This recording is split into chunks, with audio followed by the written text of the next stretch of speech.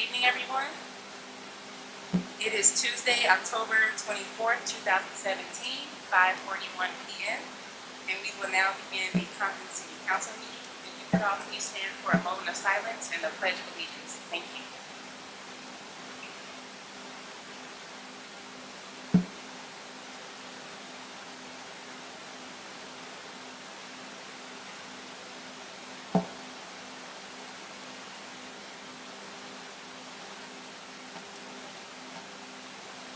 Pledge of allegiance to the flag of the United States of America and to the republic for which it stands, one nation, under God, indivisible, with liberty and justice for all.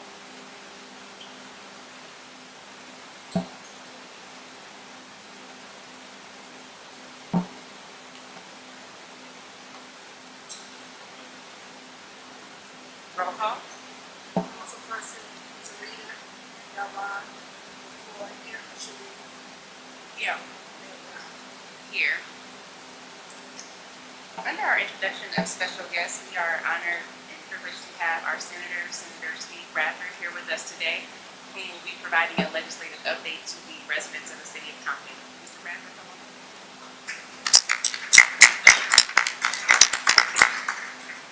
Good evening.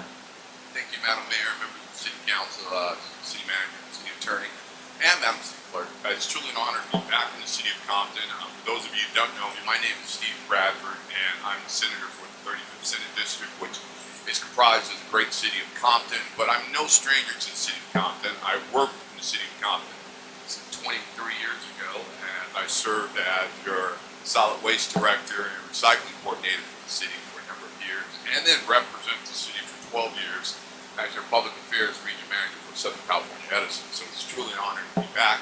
I just wanted to take less than 5 minutes to give you a legislative update for the year. Many are unaware, our legislative cycle is a 2-year cycle. We just completed the first year of that 2-year cycle on September the 15th. There are 30 days after. The governor has 30 days to either sign or veto any legislation that made it to his desk. That period ended a week ago Sunday. So this first legislative year is over, and our legislative year is from January to September. So our next full legislative year starts in January. But while I'm here, I mean, while we're on supposed break, I like to visit my council to give an update. Many would agree that we probably had the most successful legislative year in the history of California, with major initiatives that will impact local communities such as Compton. On September 15th, the last day of session, we voted on a housing bond that will provide an infrastructure for affordable housing, a tool that this city lost when the legislature in 2011 ended redevelopment. And in the state of California, when we took that vote 6 years ago, there were only 2 members of the legislature out of 120 who had the courage to say no to ending redevelopment. That's your former Senator Rod Wright and former Senator Bob Huff from the city of Diamond Bar. So why cities like Compton and all these other cities that once had redevelopment struggled to build affordable housing is because we took that tool away. And the housing bond that we passed, SB 2, that still needs to be approved by the voters next June.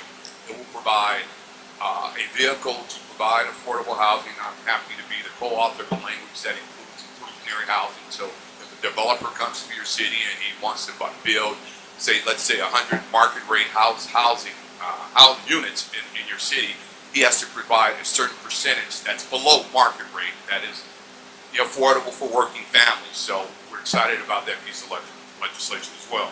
Another piece that we voted on was SB 1. That's the gas tax. That's the gas tax that takes place starting November 1. We will all pay 12 cents more a gallon starting September 1. Now, you say, why should you be proud of that? And no one runs for office, whether you're on the local, state, or federal level, with the intentions of raising taxes. But when you look at our infrastructure, our roads, our highways, much of what the city of Compton did on its own by passing its own initiative, it clearly spoke to the great need in California for over 400 bridges and roads that were in dire need of repair. But in order to get me to yes, I met with the governor and I got a strong commitment. I says, Mr. Governor, as I drive down the highway and I look at Caltrans projects all across the state, I never see any women, or men that look like me working on those projects. I says, it's lacking diversity. And he agreed. He agreed so much so that he joined us at Cal State Dominguez Hills. Councilwoman Sharif was there. Cal State Dominguez Hills, I should say, on June 30th, along with numerous mayors from the surrounding 35th Senate District. And he made a strong commitment to supplier diversity. We had over 250 minority, women-owned, and disabled veteran businesses there. So that's what got me to yes, with the commitment that it will be people that live in Compton, that look like the people of Compton, working on these projects. And I'm a big proponent of diversity. That language is in there, so we're excited about moving forward on that. Last but not least is a housing bond, a park bond that will provide the minimum of $200,000 to each city to renovate, to improve your parks, to even build new parks, and then there will be millions of dollars of competitive grants for park projects. That too has to be approved by the voters in June of next year, but I think we're excited about that. And for my personal record accomplishments this year, I authored 21 bills, 14 of which made it to the governor's desk, 11 earned his signature, so I only suffered 3 vetoes. But the point is that one that I'm most proud of that has gotten a lot of attention is SB 20. 25 years ago, California voted to have mandatory enhancements if you use a gun in the commission of a crime. Use a gun, go to prison. We remember that theme 25 years ago. We found out that we were sending an inordinate number of minorities to prison for simply having a gun, giving them an additional 10 years on their sentence, additional 20 years, an additional 25 to life. What this bill did was give judges discretion, because before SB 20 they did not have the discretion. They couldn't look at a case-by-case basis and say, you know, this individual, yes, you used a gun, you did something stupid, but you should just do 3 to 7 years. You should just do the felony time that's associated with that crime, not an additional 10 years that turned a 3-year prison term into a 13-year prison term. So the governor signed it. It was supported by a lot of our advocates, even judges all across the state. So I'm excited about that. And last but not least, for any of us who use TNC, that's Uber, Lyft, any of the transportation network companies, there was a move afoot to want you to get a license in every city that you do business in. So imagine if you pick somebody up in Compton and you took them to Hollywood and you drove through all those cities. They were advocating that you need a license to go through all those cities. We narrowed it down that you only need 1 license where you're domiciled, similar to limousine drivers, similar to couriers. So that was SB 182. The governor signed that, along with a few other bills. But I will conclude on that. I think that's just about my 5 minutes, and I want to thank the mayor and this council for this opportunity to address this board. Thank you. Any council comments or questions?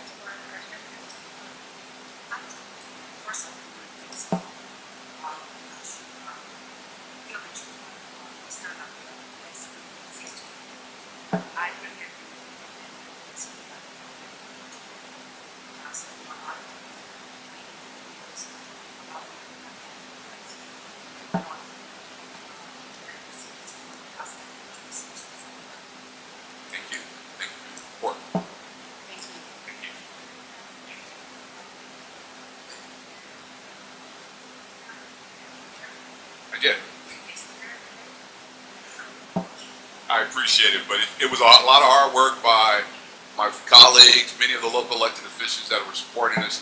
And I will end on this note. One that we weren't successful with, that we got a lot of attention, was SB 789. That's the new arena for the city of Inglewood. We're going to bring that back in January.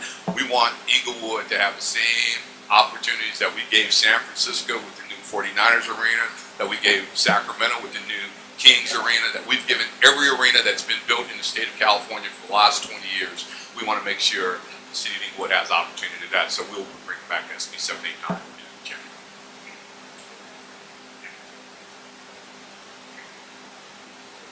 Briefly touched on some of the funds that would be available to cities to make sure that they're really us up front on the pad, and make sure, you know, someone stays in contact with our city manager to make sure he makes a contact person so that we don't miss out on any of the funds. I make sure, and you have a great advocate in Mel. That's a guy up in Sacramento, so we're in constant contact. Good, thank you. Thank you.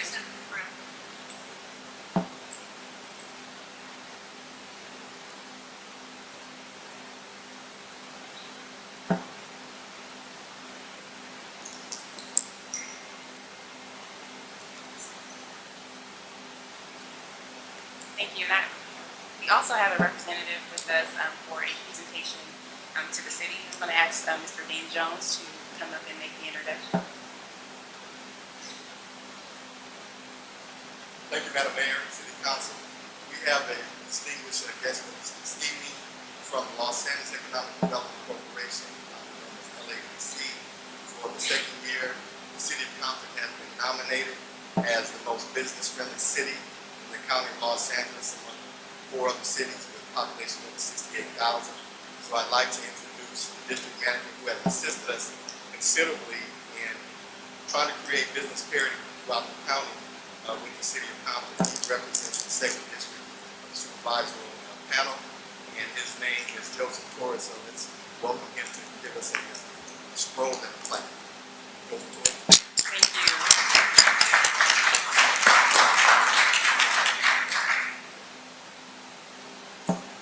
Thank you, Dean, for that great introduction. Honorable Mayor, members of the City Council, Mr. City Manager, and City staff. Again, my name is Joe Torres. I'm with the Los Angeles County Economic Development Corporation, or LADC. And on behalf of the LADC, it is my pleasure to honor the City of Compton as MBFC finalist, or Most Business-Friendly City finalist in the large city category, which is a population of 68,000, and to recognize your leadership, your commitment to business friendliness, your excellent programs, job and business creation, and our partnership. The LADC is a private, nonprofit, public benefit corporation created 35 years ago by the LA County Board of Supervisors to attract, retain, and expand businesses and jobs in Los Angeles County. In 2006, LADC created the Most Business-Friendly City Award after hearing from site selectors around the world that Los Angeles County was not business-friendly. And today that perception has changed thanks to the hard work of business-friendly cities like Compton. As California's only business-friendly city award, the Most Business-Friendly City recognizes cities that make economic development a top priority, are committed to providing high-quality services at reasonable rates, and deliver services beyond expectation. Most Business-Friendly City Award challenges cities to create an environment conducive for all business retention and expansion in all industry sectors, to attract and retain good quality jobs and encourage new business investment. This is the City of Compton's second year in a row as a Most Business-Friendly City finalist. Congratulations. LADC's Eddie Awards have become one of the most prestigious award programs in California. It is attended by 600 of the region's leaders to recognize exceptional economic development leadership in business and government in Los Angeles County. Compton is in good company. Along with this year's Most Business-Friendly City, our large city finalists include Inglewood, Lakewood, Downey, and the City of Long Beach. This year's Most Business-Friendly City Small City finalists includes Arcadia, Monrovia, Azusa, Rosemead, and Santa Fe Springs. And again, that's quite an accomplishment considering there are 88 cities in Los Angeles County. We all hear how hard it is to do business in California, but the City of Compton is working hard to show that it's not. With a commitment to being a business-friendly city, the cornerstone of Compton's success has been its consistent focus and ability to outreach and engage with businesses as early as possible and implement business-friendly practices to ensure business success. We applaud your efforts and encourage you to continue developing and evolving your business-friendly services and to get the word out to your local business community, brokers, site selectors, media, and LADC, of course, so that they're all aware of your city's great offerings. Some of the Blue Ribbon panel of judges recognized some of the business-friendly practices that you've been doing. Compton City is very strong in attracting major businesses and investments. Business license processing time is fast. And again, congratulations to the City of Compton We look forward to seeing you, your city council members and leaders at the Eddie Awards in November to see which small and large cities are awarded most business-friendly city in Los Angeles County. And again, as it was last year, I will be rooting for the city of Compton to win. Congratulations again. Thank you, Mr. Torres. And of course, I have here to present to you from the Los Angeles County Board of Supervisors a plaque and a scroll for your accomplishment. Thank you very much, and Brandon, thank you. Mr. Torres, it's always a pleasure to see you, and it's such a prestigious honor to be considered and also to be in the top finalists. And so on behalf of the city of Compton, we thank you, and we also salute all the other cities that are working hard every day to make their cities more business friendly and to be able to continue the growth that we all desire and that our constituents deserve. And so it's truly a pleasure and an honor, and hopefully we'll be successful soon. Thank you. Thank you very much.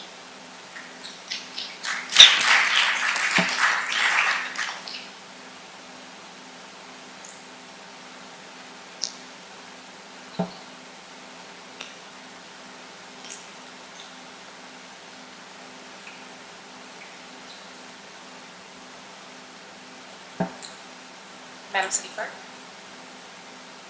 It's now time for the workshop for the voter initiative to allow commercial cannabis businesses to operate in the city of Compton and are conducted by the city attorney.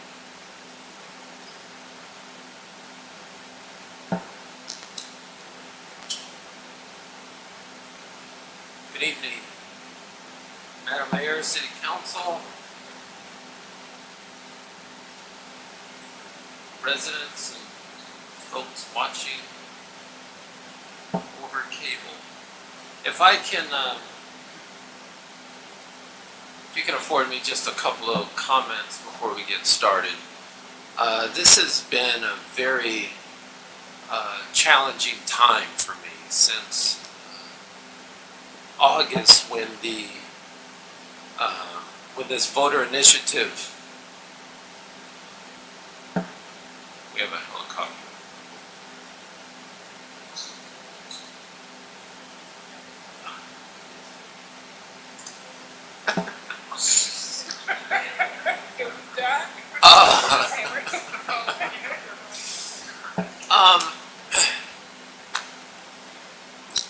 So since August, when this voter initiative qualified for the ballot, I've been spending most weekends speaking to residents in town halls, block clubs, wherever a group would gather to hear about the legalities of this situation.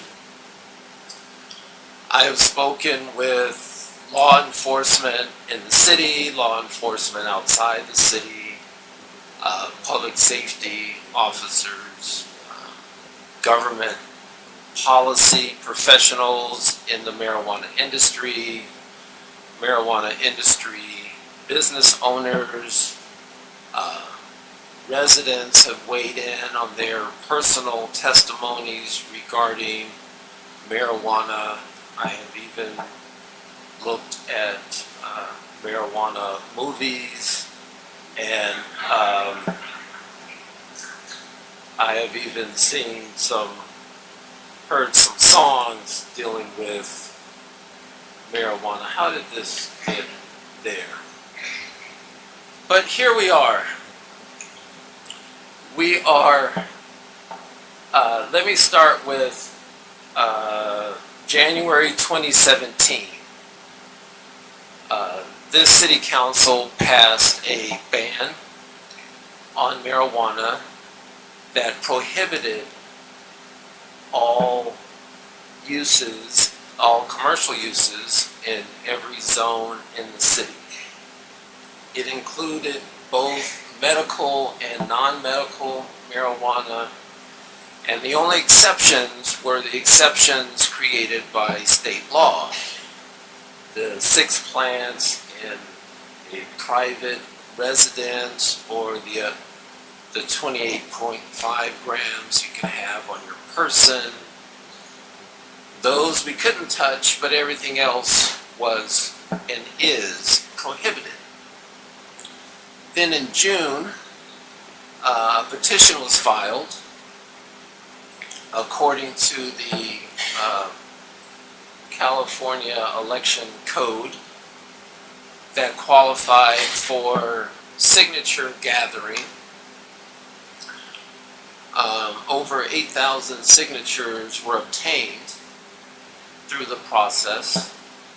7,900 of those signatures were approved by Los Angeles County as being qualified registered voters of the city.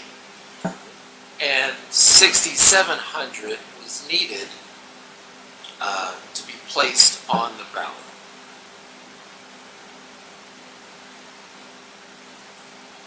This initiative basically requests that the city approve most places where it's currently prohibited. The only place where we agree is residential zoning is prohibited, but going forward, where we say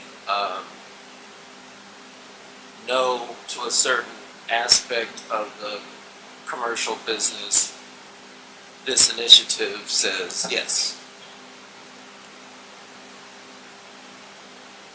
The zoning under the initiative is limited commercial, commercial manufacturing, limited and heavy manufacturing zones. It has the 600-foot radius that's away from a public park. That's consistent with state law. From the audience, there will be an opportunity for public comment. Thank you. We have 1,000 feet away from retail businesses, and there is not a restriction between the other types of cannabis businesses, just 1,000 feet away from retail. To operate in Compton under the initiative, you would have to get a business license from the city. The license would be for 5 years. Typically, our businesses have annual renewals. This would be 5 years. The application process to get a business license would be evaluated under a priority point system. And you get various points for location. If it's further than the 600 feet, you lose a point if you were operating, if you were cited by the city prior to the ordinance taking effect, etc. The city manager is in charge of the business license permit application. He has 30 days after the election, if the initiative was successful, to come up with the applications and forms for the potential businesses.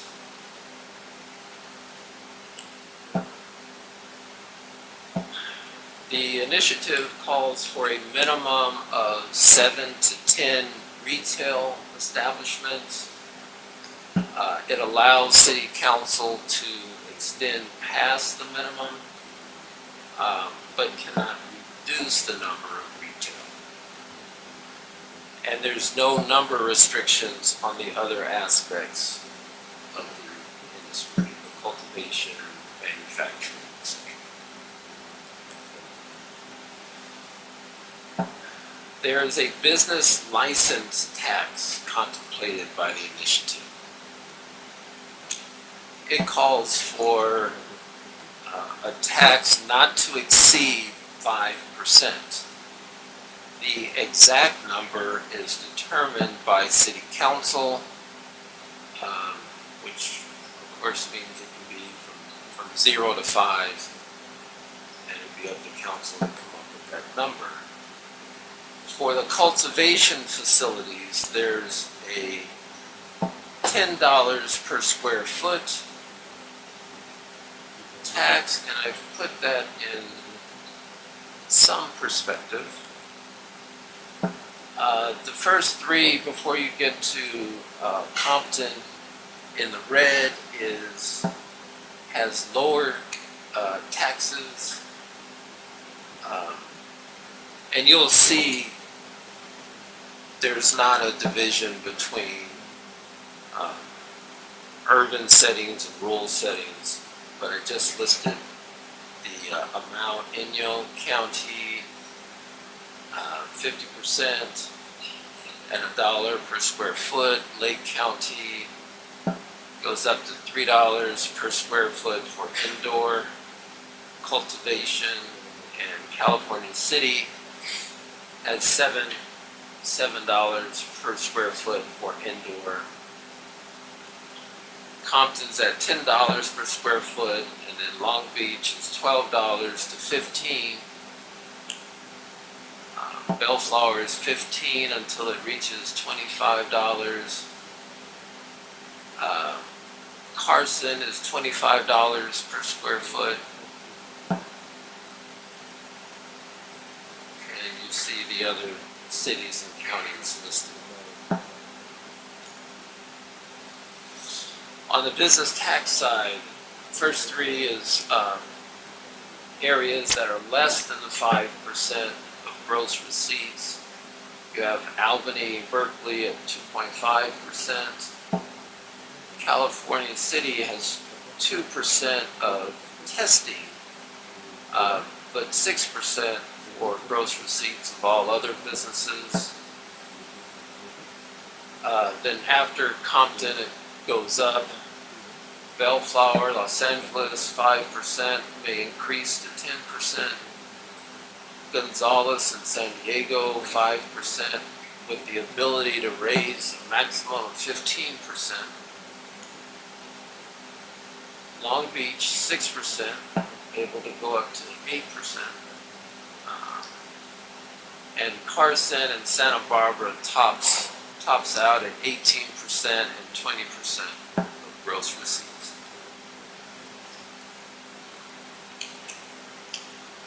There are business regulations in the initiative, and this is a good point where I can weigh in and say part of the initiative law is that the city does not have an opportunity to revise an initiative. It's to go on the ballot as written. So these regulations come in the initiative itself. No drive-through lanes at retail establishments. Must designate a community liaison, contact with the city. There's a prohibition of the pesticides and insecticides that are contrary to federal, state, or local law. And cannabis and cannabis products may not be smoked or ingested on site of a business. There are retail regulations about signs. Last week, City Council, Mayor, you asked for pictures of what a licensed dispensary would look like. I put a couple of examples of licensed retail dispensaries. Last one is in Colorado, but the other three were in California.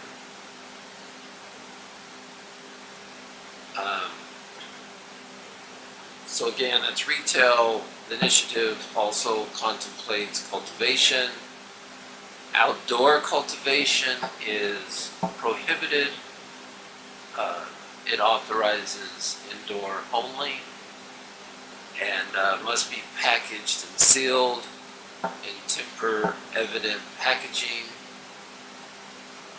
Must maintain and operate an electronic point-of-sale tracking system. Manufacturing is authorized as well. Cannabis products shall be labeled and packaged in tamper-evident packaging, the same with cultivation. You have distribution, and the distributors required to process, test, distribute consistent with the minimum requirements of state law. You have laboratory testing facilities authorized.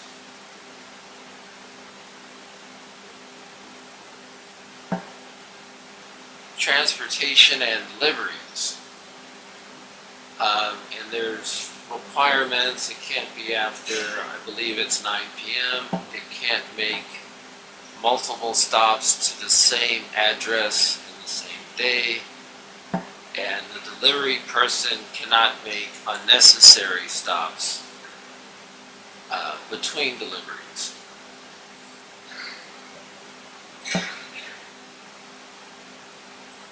Yeah, I'm sorry. 9 p.m. to 6 in the morning is prohibited.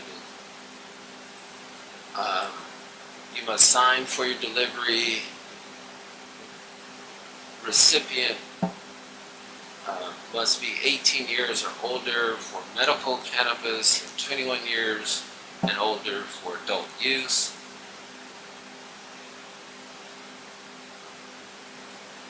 Deliverer must check valid identification for the recipient.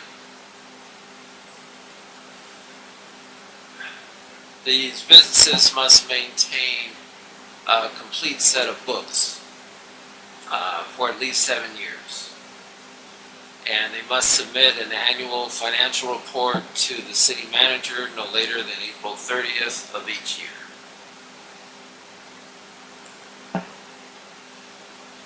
The city and law enforcement may inspect. We can inspect as part of an annual regulatory inspection.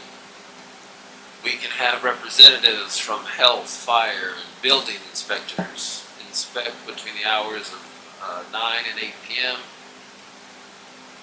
Of course, we can get a warrant or subpoena or court order. Law enforcement may enter with consent or in case of an emergency. And it's unlawful under this initiative for any owner, landlord, manager, etc. to obstruct or interfere with the inspection. Violation section. The license may be suspended or revoked if the permit or initiative or applicable local or state laws are violated. There's an administrative citation process. It's 5 days at $100 per day. After the 5th day, it goes to $500 per day, and beyond 10 days, it's $1,000 per day.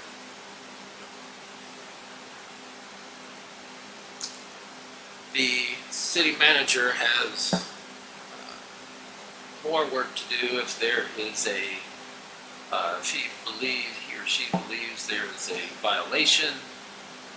You are to contact the business owner and identify what steps they need to take to cure a violation. Within 30 days after receiving the response, your licensee can file a written response to the city manager, and then the city manager prepare a written report and forward all evidence along with that report to the licensee.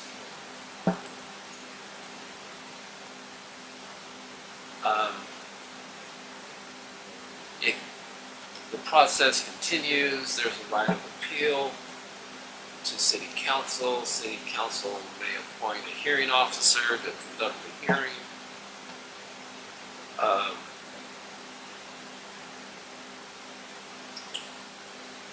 If the business license permit has been revoked or suspended, no other permit or application shall be considered for that business for a year. And then above it talks about how many violate 5 separate violations within 2 years that a licensee has been convicted for non-compliance. The city manager would then have the ability to revoke or suspend.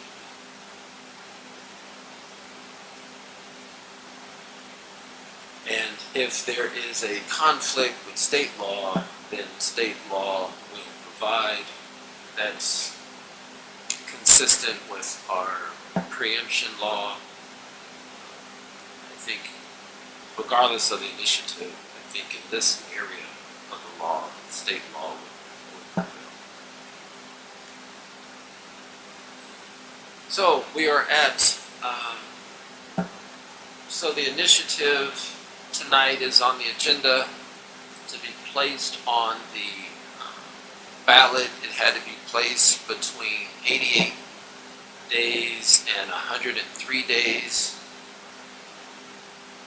We had proposed January 23rd coming in within that time frame, so City Council can decide if they want to have a competing initiative alongside the voter initiative. And this slide just says that a competing initiative is identified in the California Election Code.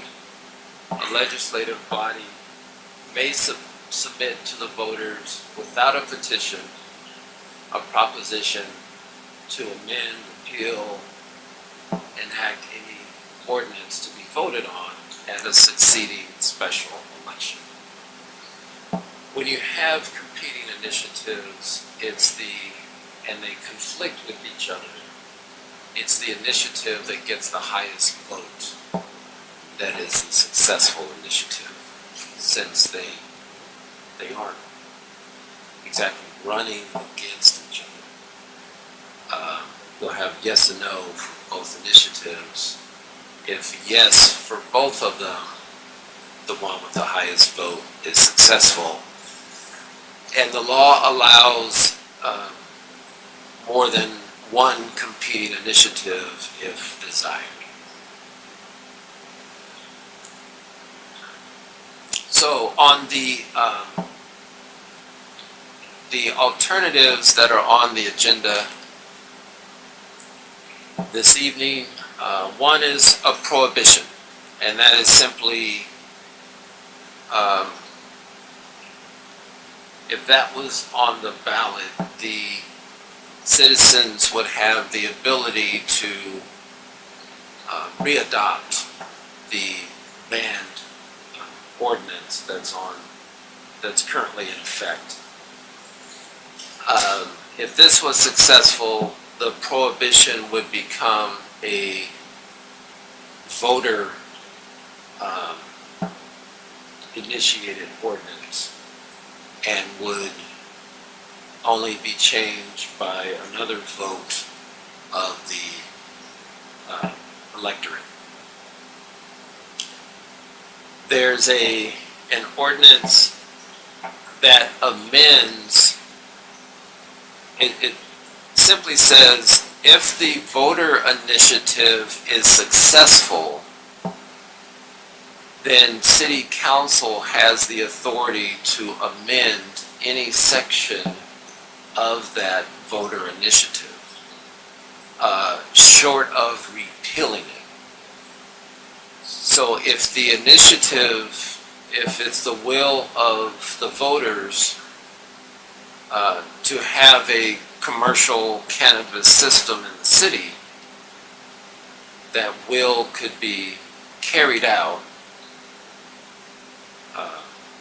by not having the authority to repeal, but city council could revise any section it so choose, including taxes or any other part of that initiative By vote of the council or by vote of the people? by vote of the council.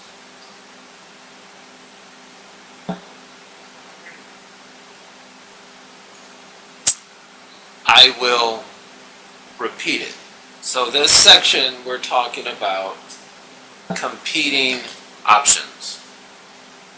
Initiatives that go on the ballot with the voter initiative that has qualified. The first option is a prohibition, just adopting the ban that's already in place. Another option is the competing initiative says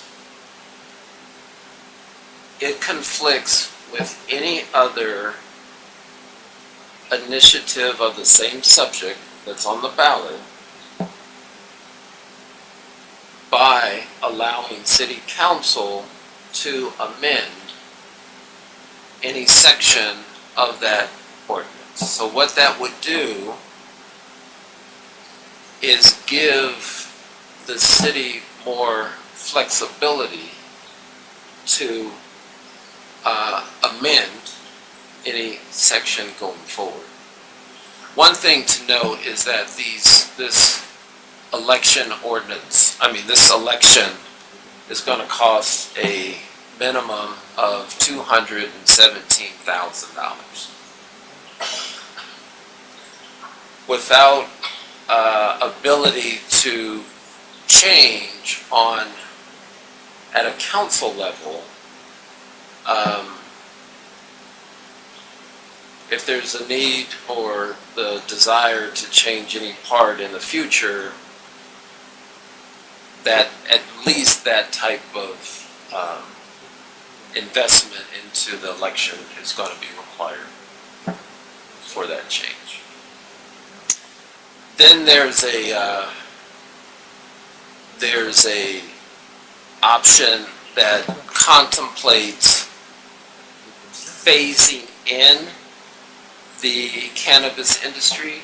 Not one thing about the voter initiative, if it's successful after the 30 days, all aspects become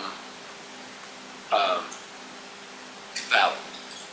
And we have 30 days to prepare forms for every type of business contemplated. I went through the retail, cultivation, manufacturing, distribution, delivery. All that becomes online 30 days after the initiative. There's an option that the cultivation, the indoor and the outdoor, does not start with the ordinance, and council could also add to or limit the phases that are approved with the ordinance. You can have no cultivation, no retail, you can have just research and delivery, just delivery. The combination is, there's multiple combinations, but the theory is to be able to ramp up as a city, to be able to ramp up as a staff. You would have certain aspects of the industry at first, with the ability to bring in others online in the future.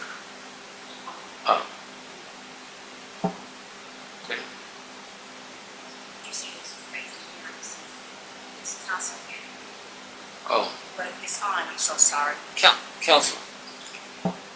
councilperson, I think this is my last one, so, okay. What I was asking is that we have to, if we decide to go in that direction, we have to do all of, we just make a decision that we're just gonna do a particular portion yes, or there are other options if council did not want to do a phase-in approach. You can approve every aspect and just be different than the voter initiative. It's all up to council. Mayor, I have a question. Yes, ma'am. Thank you for that presentation, walking us through that initiative again. My question, I have a couple of questions. So my first question, the three competing options are all ballot items. They would be ballot items. Yes, ma'am. So if the amending initiative ordinance was approved by council to be a ballot item, it would have to get more votes than the initiative, or how would those two work together? Correct. So, but The if, one would, if both had more yes votes than no votes, okay, then you would weigh who had the more yes votes. And that initiative would be the successful initiative. okay, so is there a percentage, or is it just one vote more than the yes and no's? Does it have to get a certain percentage plus one, or just the most votes? The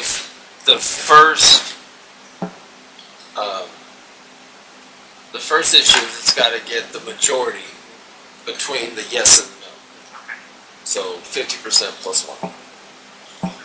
Then if they both are successful, then the one with the most votes cancels out the other initiative. And then my other question is, the third item on our agenda and also in the initiative, does it address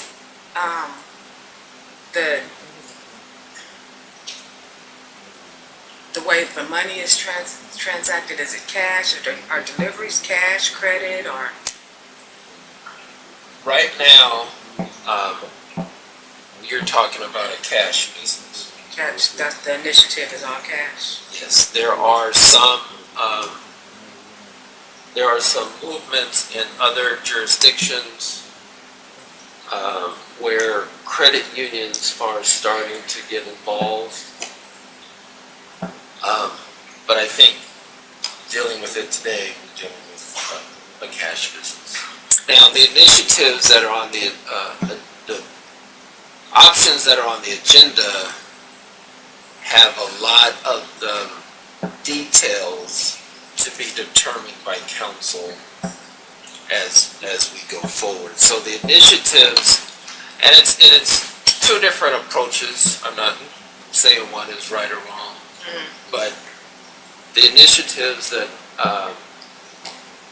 I've prepared for consideration this evening has more flexibility from this council to come up with the day-to-day requirements for the process. And so, just so I'm as clear as the people, there's no options with the voter initiative item that's on the ballot. That initiative will be on the ballot. Correct. That has gotten the number of votes. The law even details how soon it's got to go to the ballot, when council's got to put it on the ballot. That's all been taken out of our control. Thank you. And then, so eventually we'll have cannabis in the city of Compton because of the initiative on the ballot and the number of signatures and the number of people that supported Prop 64. But so once, if it is approved by the people, then I read in there somewhere about 30 days after it's passed, but don't we have to set up our business license, rules and regulations, and, we have to do that in 30 days, we have to be ready to go? Yes, you have to be ready to submit. You have to be ready to submit applications to potential businesses. And now that we know the election date, we know we can go forward and say, end of February, early March, we need to have a system in place to address this industry. So, I don't remember if it was last week when we talked about you doing a workshop on this, subject. I think I asked the city manager if he would bring back some options about creating a department. Did you have that information, city manager? Because it sounds like we need to have some staff in place. Yes, we did have, and then I'll turn it to the city manager. We did have a impact report prepared that estimated staffing needs. It estimated law enforcement needs to address this system. Fire needs, it's water, electricity, it's gonna have a huge impact on it. So do you have that information, city manager? Councilmember, one of the things we did first early on, about 3 months ago, was talk to the city of Long Beach about what they're doing, because they had the same exact thing happen to them with the voter-initiated measure. We gave an estimate of just the city manager's staff to be about 4 million, because when you add in folks from Public Works, building and safety, planning, the water department, business license, all those additional personnel. There's another assistant to the city manager in the city of Long Beach that deals with this issue. There's at least one staff member from the city attorney's office that's involved in the process. So they also have someone from the city health department. We use county health.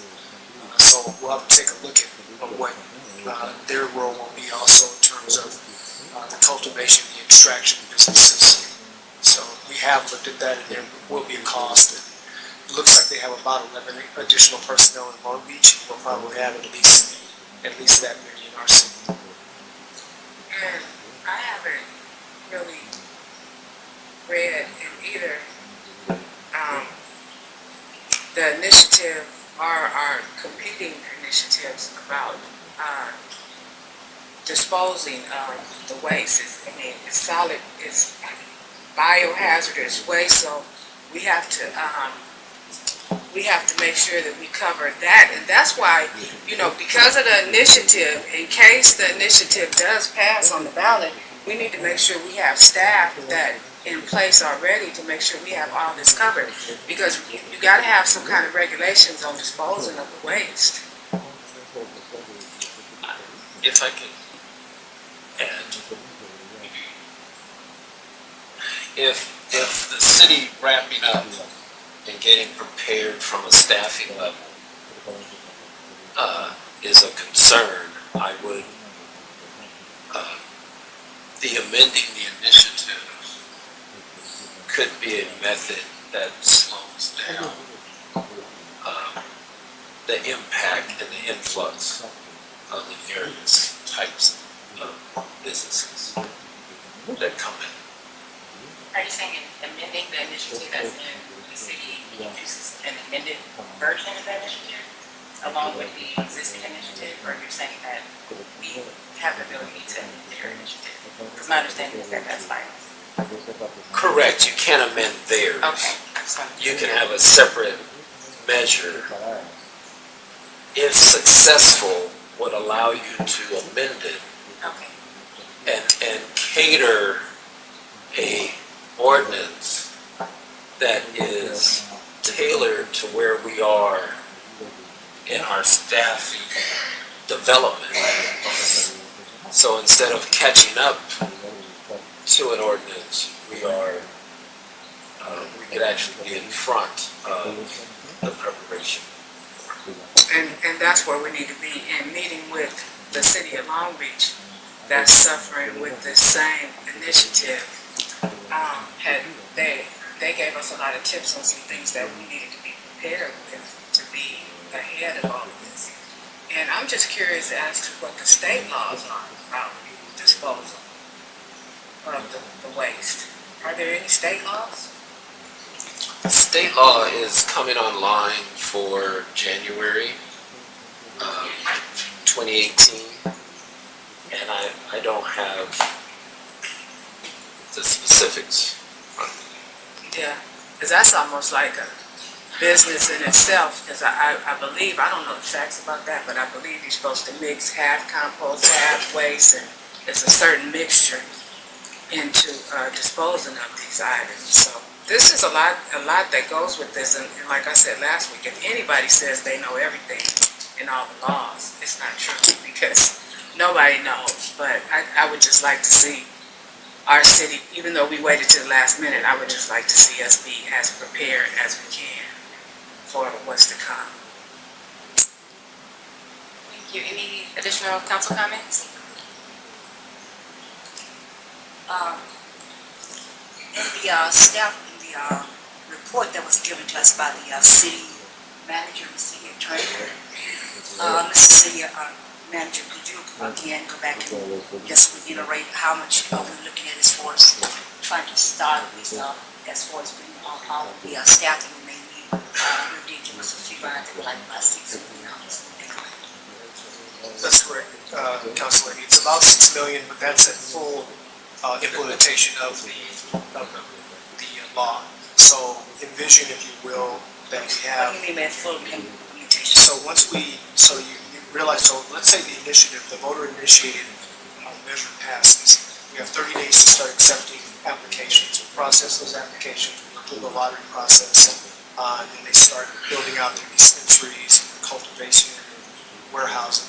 That's going to take some time. So once those are all built out, and I can't give a definitive time frame, but let's say they're all built out to where we have up to a minimum of 10 dispensaries in the city and an untold number of cultivation, warehousing. For instance, the Sheriff's Department will likely need at least one services special assignment team, that additional one that we have. We'll need at least one other building inspector, we'll need another fire inspector. Craig will need another city attorney, deputy city attorney in his office to deal with some of the issues. We'll need at least another, possibly assistant to the city manager, to the program director, manager for this. So it will ramp up over time, but initially in the first 30 days, right now we're starting to lay out the groundwork to develop, application processes on the website. There's things that we need to be doing right now that we are working on. Identifying personnel, identifying which departments we're going to need, and then looking at the funding to actually establish that. So those are the things that are going on between now and, let's say this thing passes in March, we have to start doing applications by March. So you can certainly count on by the next fiscal year, we're going to have to ramp up personnel for that. Have you been able to identify the funding yet regarding that? Well, the funding will have to come out of the current general fund. That's just the bottom line. There's no additional, we're not going to see any tax-based revenue from these businesses until after they've been up and running. And we'll get some license application fees, depending on what you guys charge for application fees. But there will be some money from that, but most of the revenue on the long run will come from the taxes generated from the businesses. Okay, well, my concern is that I would like to make sure that the council, whatever the council decides to do, is to make sure that the council keep local control, where they are actually somehow still have control in regards to all the regulations and also setting things up. I know for me, I didn't want it, but like I said, it's here on my doorstep. And I think that's pretty much all of it's here. And it's going to come, want something that's most certainly is going to provide us safeguards for our children and overall public safety, and make sure that we get a fair revenue to support the administration and the impacts that this is really going to cause for this community, because there are going to be some impacts. and as well as the ability to amend policy as the industry grows, because as the industry grow is going to change, so we need to make sure that we can still be able to make those amendments in regards to our policies and everything. So those are some things I really think we need to think about as we move forward, try to make a decision about this. Thank you, Councilwoman Sharif. Councilwoman Ford? Yes, ma'am. I too, I voted against the marijuana in the city, and I'm still against the marijuana. But we do need to be prepared. I want to make sure our children are safeguarded if this comes forward. But I would prefer that we put the ordinance to say that we do not want it, but then if we have to. So what is that, the two competing ordinances, is that what you're saying? One that would say that we don't want it, and then the next one to say that if passed, this is our alternative. Is that what you're saying? That's a possibility. They're on the agenda tonight, the prohibition and the ordinance that amends, that gives council the ability to amend the voter initiative can also be competing.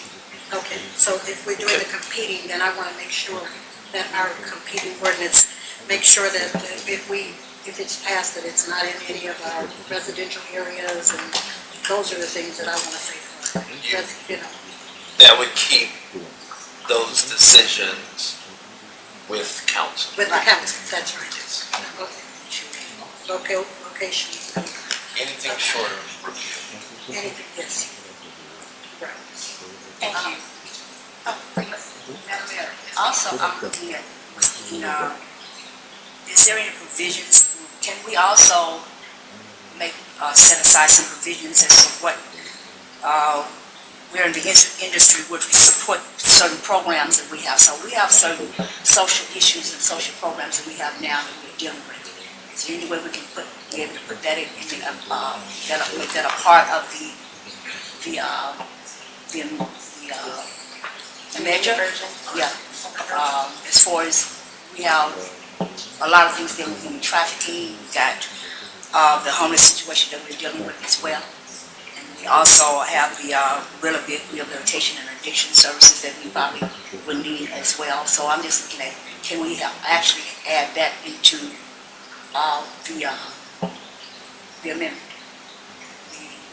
What the amendment does is give you the ability to do just that. To do just that. So we will be able to add all these in.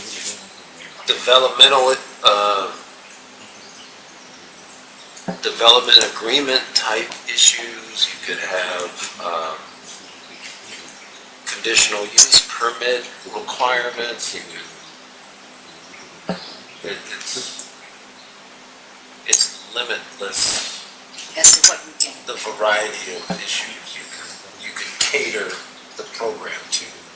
Based on the initiative baseline, we will be amending what the initiative has already set, their standards.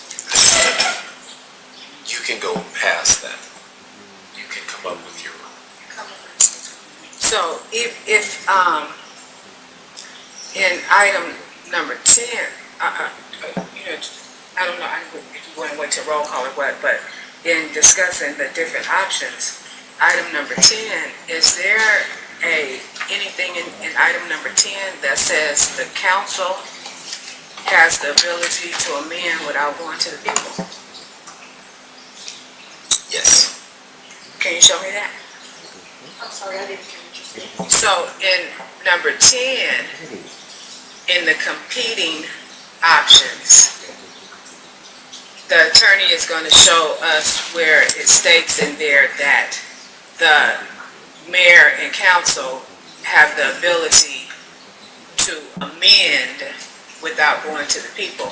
Because for me, I think it's very important for the council to have the ability to amend, because we don't know what the future is. So you can't set all these guidelines and all these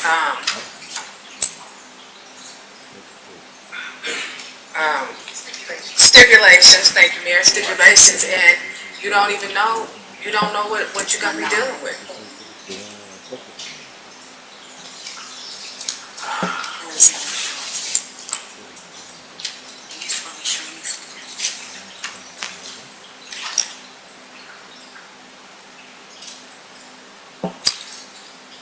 So first, I want to draw your attention to number 9.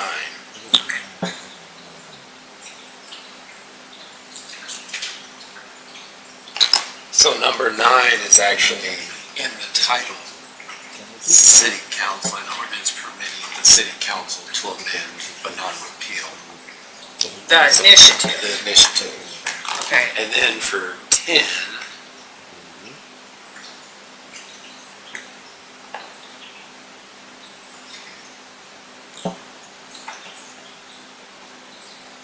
that's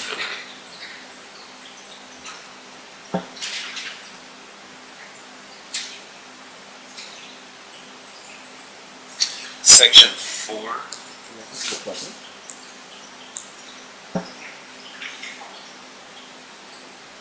Of the attachment. So this is the actual ordinance. And that last sentence says the city council is authorized to adopt any further or additional regulations on the uses permitted by this ordinance it deems necessary to protect health, safety. Number So- 10. It says future or additional regulations. But what if it's, Further Oh, or yeah, further or additional?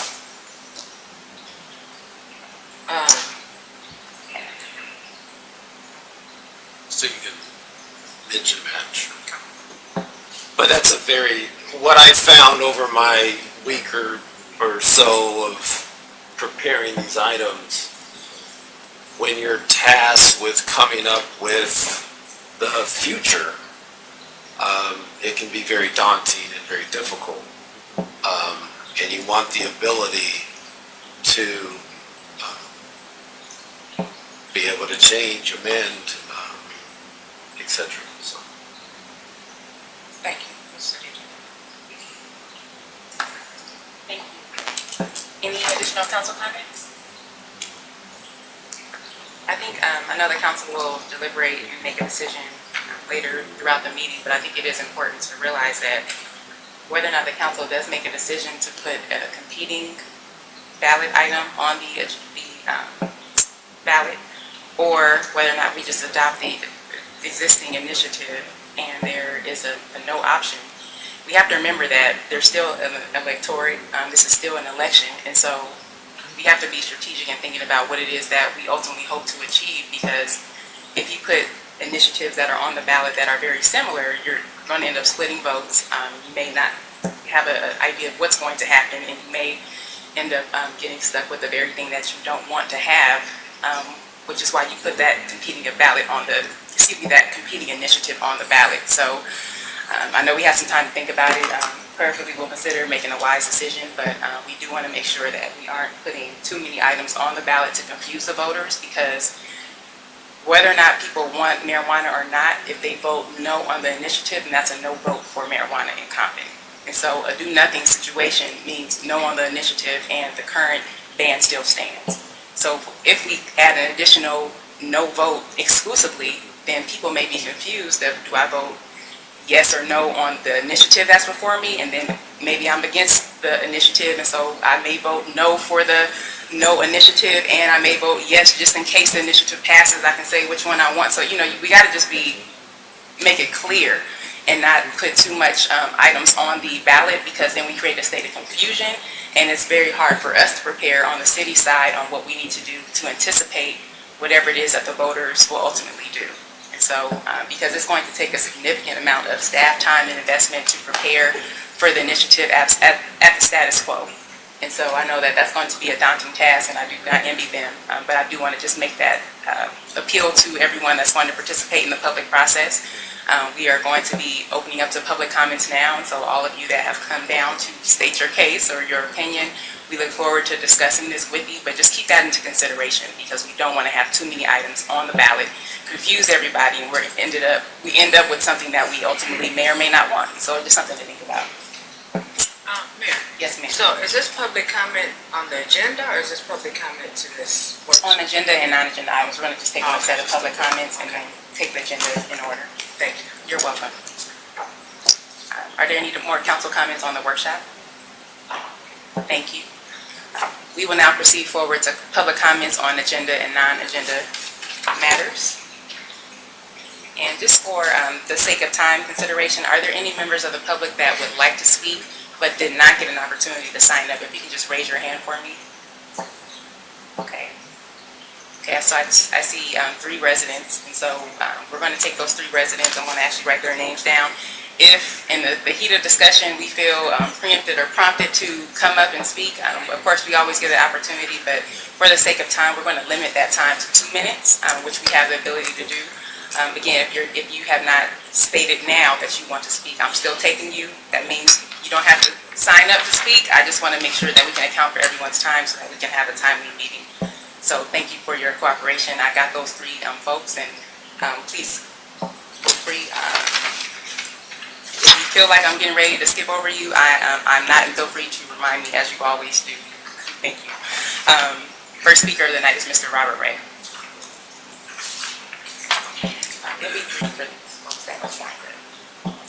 Thank you, Robert Ray Compton. Now, before I light my joint, 2 quick comments. First, I want to thank the Sheriff's SAO for starting the cleanup process on Central, but you're going to need a bigger broom. Second, every citizen in Compton has a proper given name. It is highly inappropriate for elected officials to come up with derogatory nicknames for citizens, and I suggest it be stopped. To the agenda, obviously number 6 and 7 is a must. But let me remind you, Council, the citizens of Compton spent 2 years demanding an ordinance prohibiting marijuana in Compton. We still want that ordinance enforced. Everyone I've talked to, meetings I've gone to, the overall feeling is unanimous. We do not want marijuana in Compton. Therefore, of the 3 options, 8, 9, and 10, we know 7 and 8, 7's going to be there. That is their initiative. We have no choice. But number 8 flat out says we want to keep our ordinance in place. And as soon as this goes on the ballot, or as soon as after next week, we know that Mr. Ivey and his union is going to spend millions of dollars campaigning to get people to vote yes on their initiative. We don't have a lot of money, but people, we've got 90 days and we have voices. We need to educate the people about the negatives of the marijuana industry coming into our city. As the city attorney stated, it's going to cost over $6 million just in administrative cost if it comes in. That's not to talk about all the problems that the industry is going to bring with it. You talk to cities where this has already been brought in for a couple of years, it's costing them more to deal with the problems than the money that they're bringing in. So, the citizens have been very vocal. It took 2 years to get the ordinance. It's there. It's a good ordinance. We do have issues with it not being properly enforced. But you're talking as if, well, it's coming anyhow. But no, it doesn't necessarily have to come. If we put number 8 on the agenda along with number 7, then the people can say no on 7 and yes on 8. We want to keep our ban. And if we, the citizens, get our act together and do the proper campaigning to compete with money, we can win this. But we do not want marijuana in the city of Compton.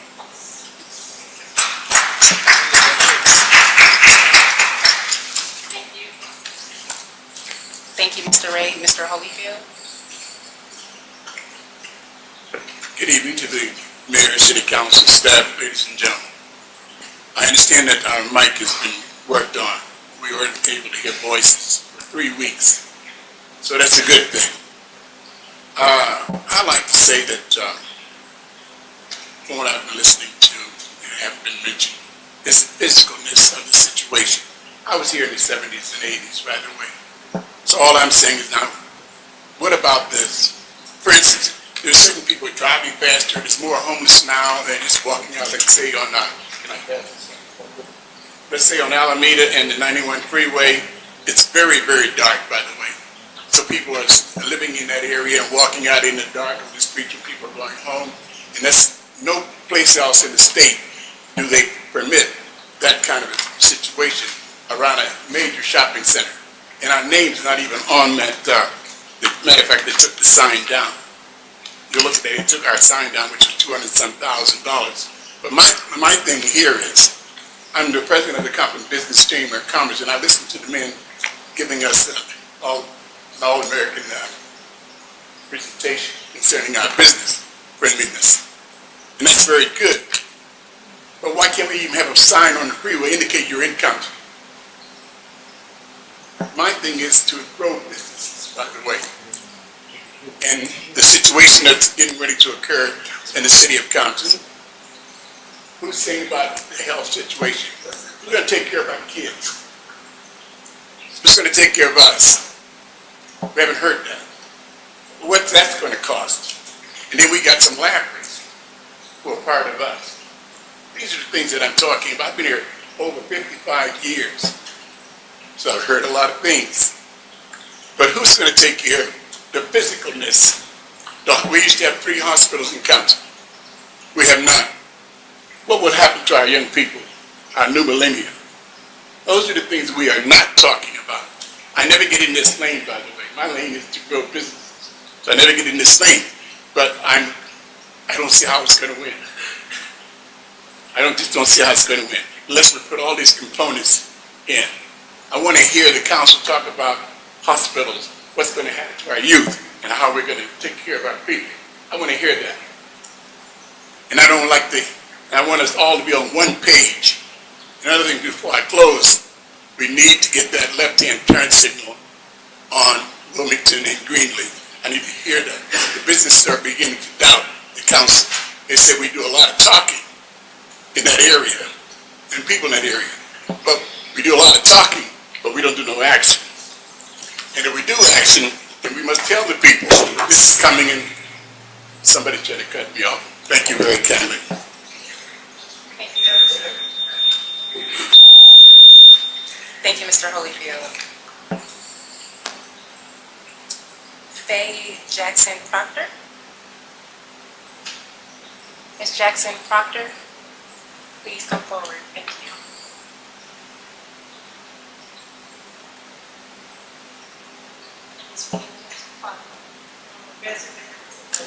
If you can just pull the mic down, thank you, ma'am. As Mayor Jackson Park, I'm a resident of District 4, and also I attend to District 4. My main purpose tonight here is to come to invite the community to Christian, I'm not supposed to do this. Christian, we have our Calvary Christian Academy of Calvary Baptist Church on 1517 East Alondra is having a trunk or treat tonight on Halloween night. And you know, trunk or treating is a version of trick or treat. So, but instead of the children going door to door to collect candy, they'll go from trunk to trunk in the parking lot. We have people, members coming in and decorating some trunks in their cars, so the children will be able to go from trunk to trunk and get treats and food and games and everything. So we want to invite you to come on out and then be a part of voting for the best decorated car truck that we have here. There's going to be games, fun, jumpers, and also it's a fun time and it'll be a safe environment for the children, not that going out on the streets. Thank you very much, ma'am, for coming out and making that announcement. Mr. Floyd Smith.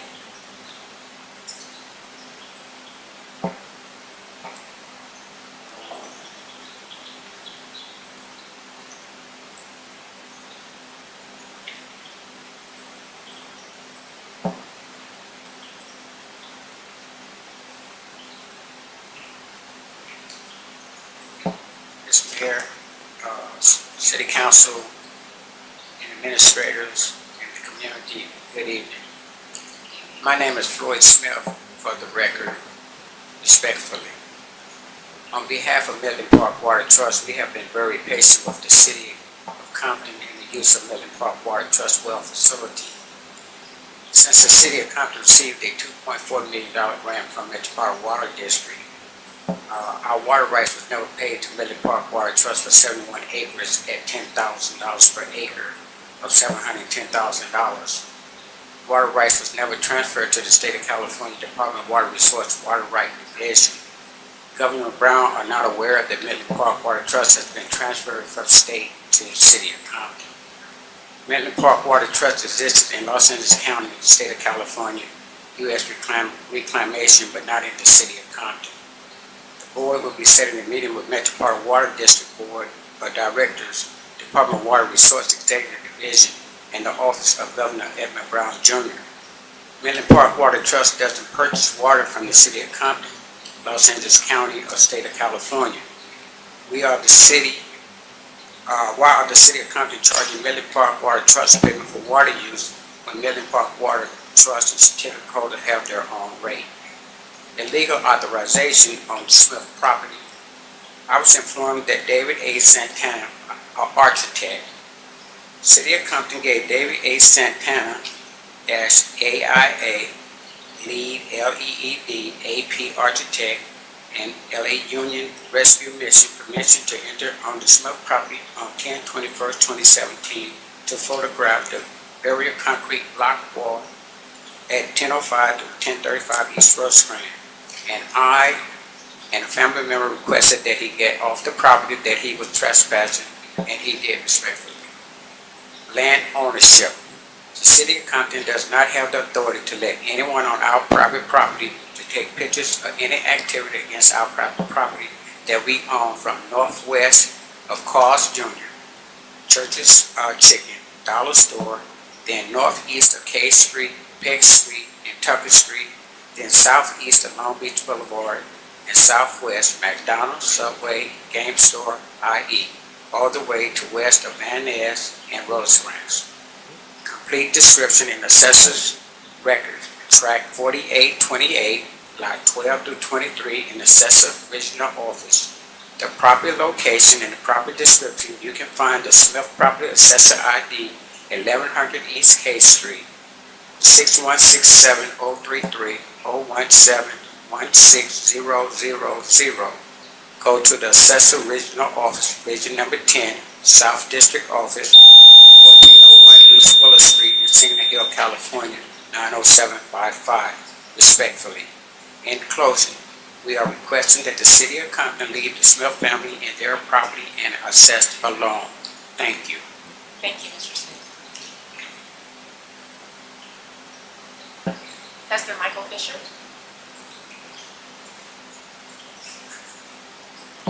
To Madam Mayor, to the City Council. A couple of things. Number one, wanted to invite the City of Compton to join Greater Zion on this upcoming Sunday at 5 o'clock, where we'll be providing to the City of Compton 12 different major intersections throughout the city, whether it's at clothes, water, whatever it is that the citizens need.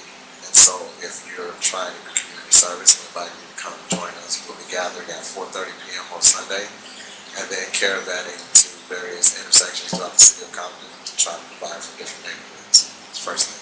Number two, with the report that was just given,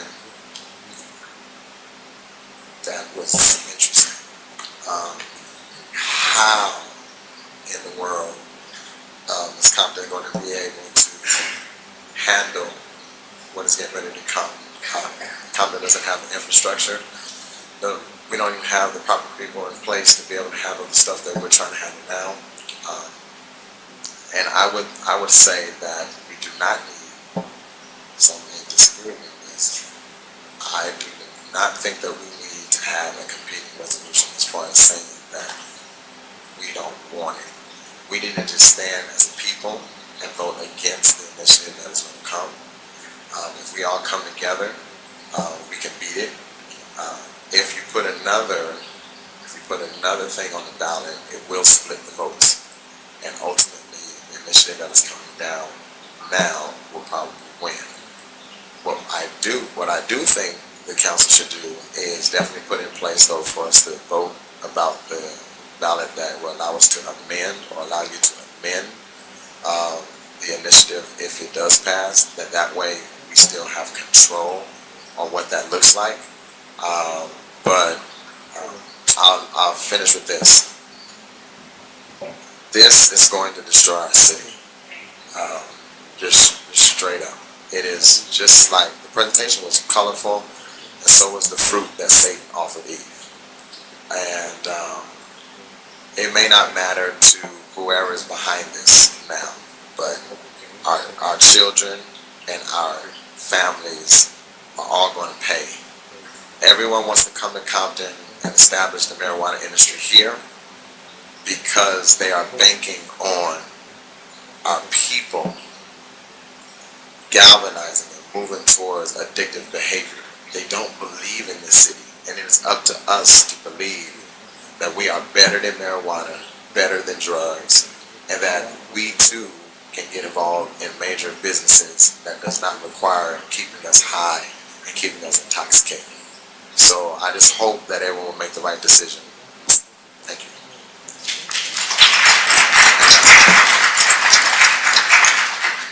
Thank you. Mr. David Irons.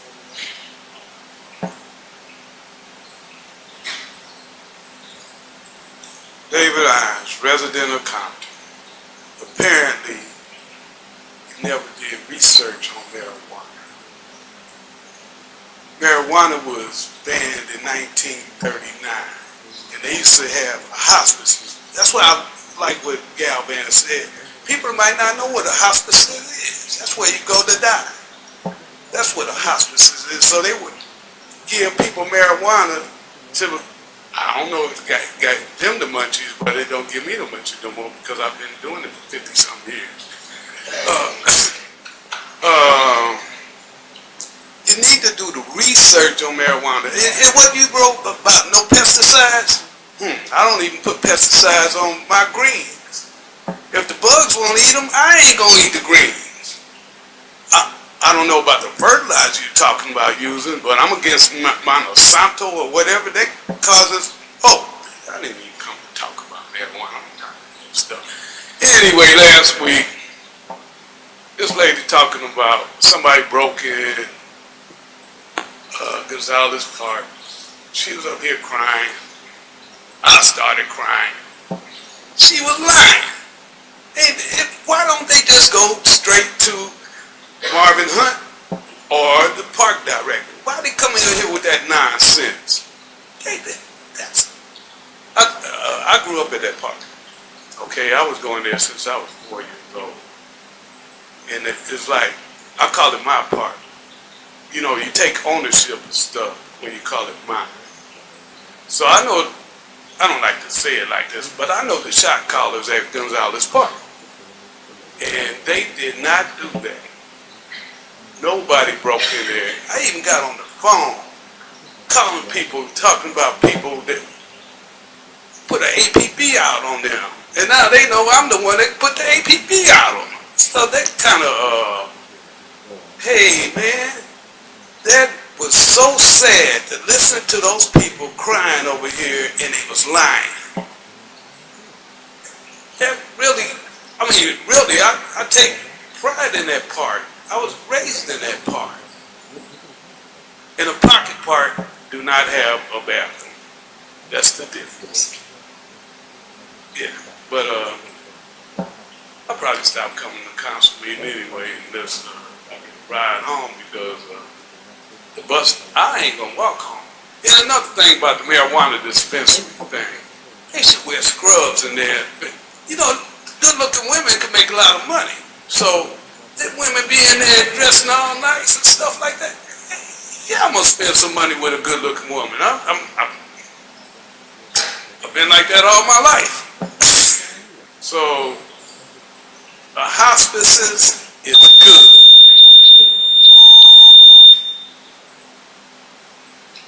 Ms. Charmaine Hayes.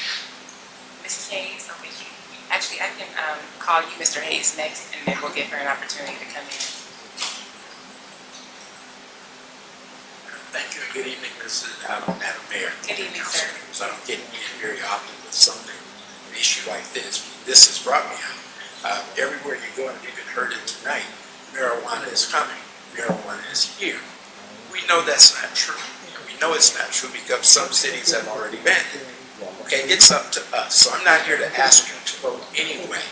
on any of your ordinances. I think you will do what you feel is best. But I am here to say that there is going to be an organized effort to maintain the ban that you put in place. Okay, there is going to be an organized effort because you made us very proud when you did that. When you say you were against us, you are saying you were against something that just about everyone in this community is against. We don't want weed. I call it weed because I don't want to clean it up and call it cannabis. It's weed. Okay? We went through it in the 60s, 70s, 80s, 90s. Here we are. We don't want it here. And I'm just here to say we're organizing. People who ordinarily I don't get along with, we're getting along. Because we realize that we have to get along if we're going to defeat this. We will defeat it. And I'm inviting you members who voted against us, okay, step in front of us. We will follow because we don't want this in our community. You have opposing measures on the ballot. Weed is weed in any form. And we decided that we don't want it. So it's up to you to now figure out how to make it happen for us not to have to deal with this weed. We're going to do our part. We need you to do your part. There is no good weed here. There isn't. And that's the way we feel, and that's how we'll be working over the next few weeks through the holidays and what have you to make sure that this measure or these measures do not go. This is a very serious issue. True, it's about children. It's about young adults. There are a lot of people smoking weed. Okay, so now the state of California says it's okay for you to grow your 6 plants. Well, go on and grow your 6 plants. Just go grow your 6 plants. That way you can get it for free. But we don't want dispensaries. If you need it for medical reasons, we're not opposed to that. Go to your doctor, get the prescription, and go to one of the other cities and fill the prescription. I bought this shirt from Nordstrom. Nordstrom's not here. I had to drive to get the shirt. People in the Empire drive to Compton to get good barbecue. They drive from the Inland Empire to Compton to get good barbecue. So the weed smokers, if you have to buy it, go to another city and buy it. But one thing is for sure, we are going to work very diligently to kill this, and we invite you to participate with us. Thank you.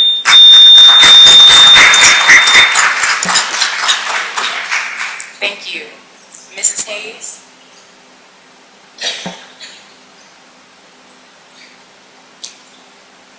Good evening, Mayor, City Council. I'm here to speak about the marijuana initiative. Just like my husband, I'm against it. I believe in the ban on marijuana. I travel a lot due to the business that I'm in. Denver is one of my cities. We don't hear about all of the issues here related to marijuana, but some of those issues are increased crime, increased homeless population, and car accidents. I don't want that in my city. I don't think any of the tax-paying citizens want that here. We're in a financial deficit. We can't afford to manage it. We can't afford to manage a lot of the things here in this city.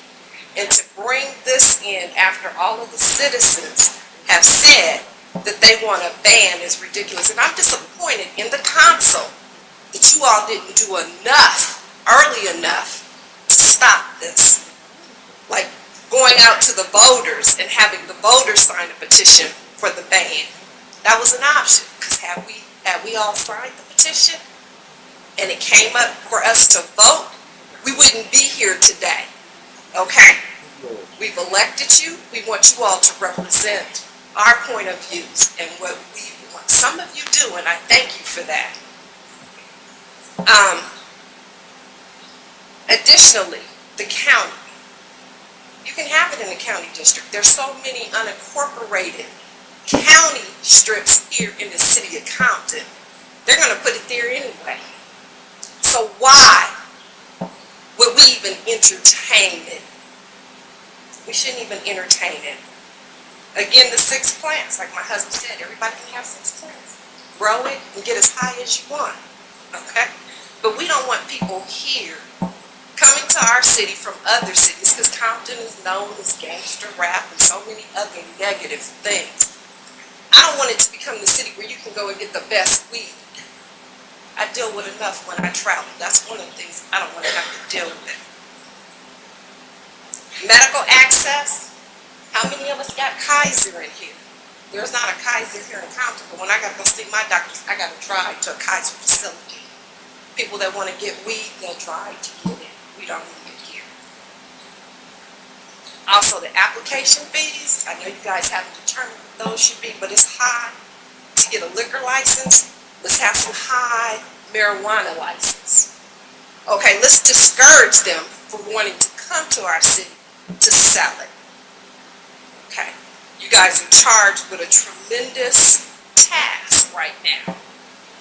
And I just hope that all of you do right by the people in managing this if it comes to the city. I'm disappointed because I keep hearing we've got to get ready for it.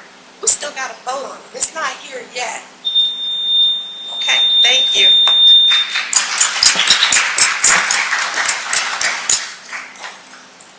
Ms. Sharon Johnson.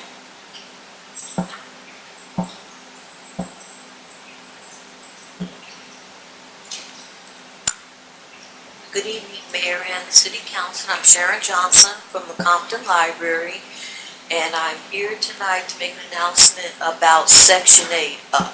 As many of you have heard, the Housing Authority for the City of Los Angeles has opened up a waiting list to receive applications for the Section 8 program. Well, the Housing Authority is working with the county library to offer application assistance. So they're going to be having outreach teams with laptops, with computers, that will be on site at many of our libraries to offer assistance in filling out the applications. And we'll be having one of those sessions at Compton Library this Thursday, October 26th, and it'll be from 4:30 p.m. to 7:30 p.m. And they'll have staff there to help people with filling out the Section 8 applications.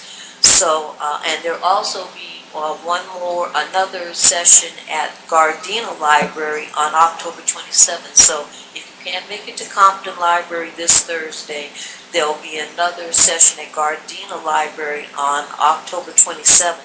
And that session will be at 2:30, from 2:30 to 5:30 p.m. So the Compton Library is here in the Civic Center. We're located at 240 West Compton Boulevard.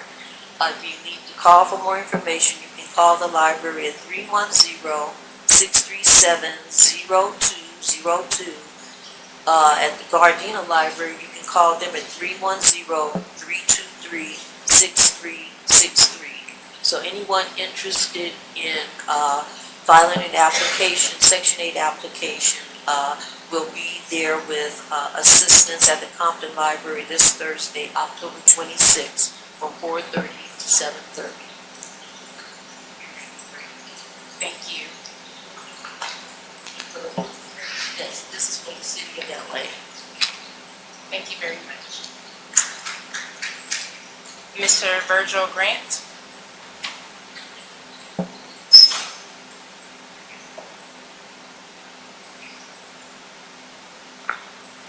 Good evening, Mayor, Council. Here to speak on item number 10. I would ask that the council incorporate elements of the compromise into item number 10. I would ask that delivery be considered, delivery being a very dangerous element of the industry as far as security. Delivering in Compton any marijuana, cannabis, weed, it's not going to be a good look. Also consider job opportunities, and the second approach, from my understanding, which was on the screen, is that we have to vote on both initiatives in order for there to be an initiative to amend. So I just kind of want to bring that to your attention. So if we vote to amend the initiative, we have to have an initiative to amend. If we vote on the amendment and not the initiative, then it doesn't work. So I just wanted to bring that up. As far as Councilwoman Zarita that had talked about the waste, there is no waste. All of the product is used in extractions and in cultivation, so that kind of covers that waste issue. Also in cultivation, I also asked to be considered for no green zone.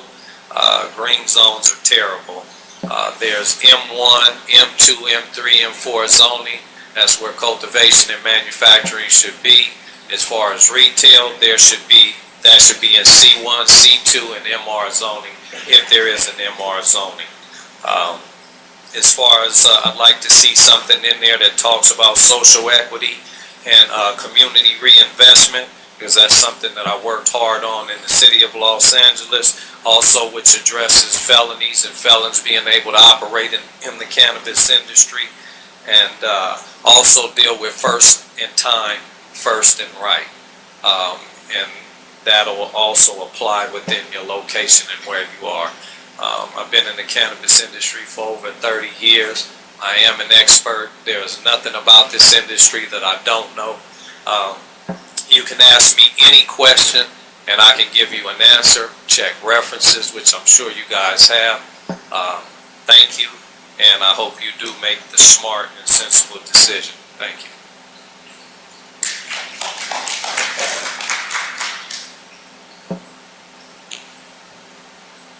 Thank you.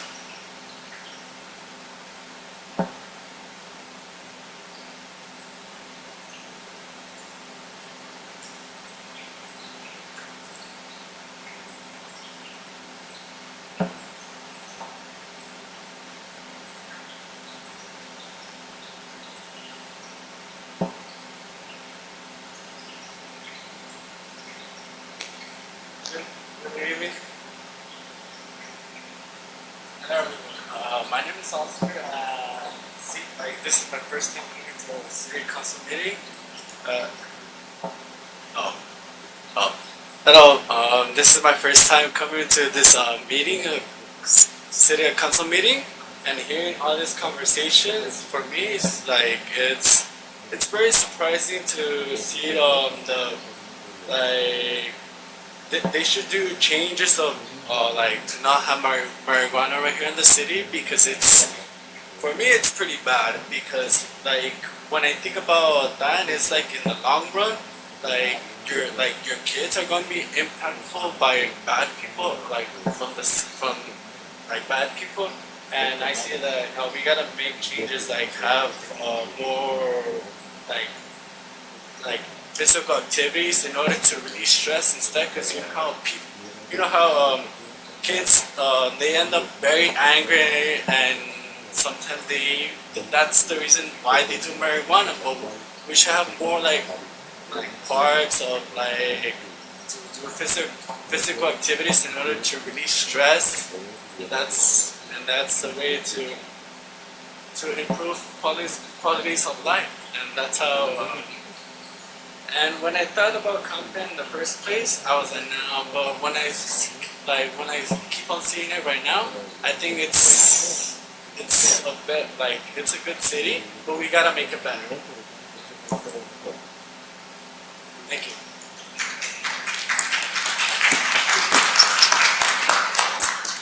Thank you, and thank you for joining us tonight. Ms. Joyce Kelly.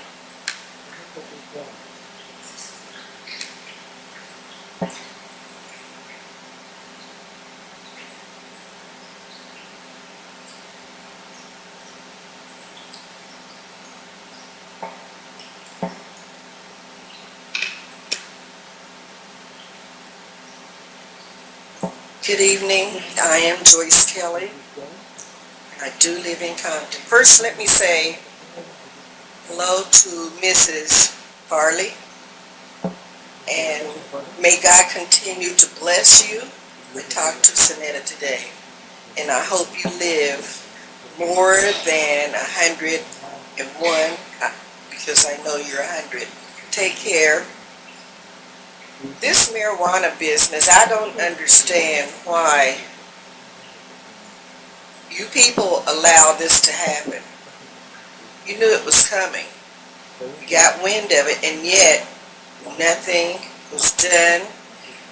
It's our money. You took our money, AJ, and you spent it on Measure P.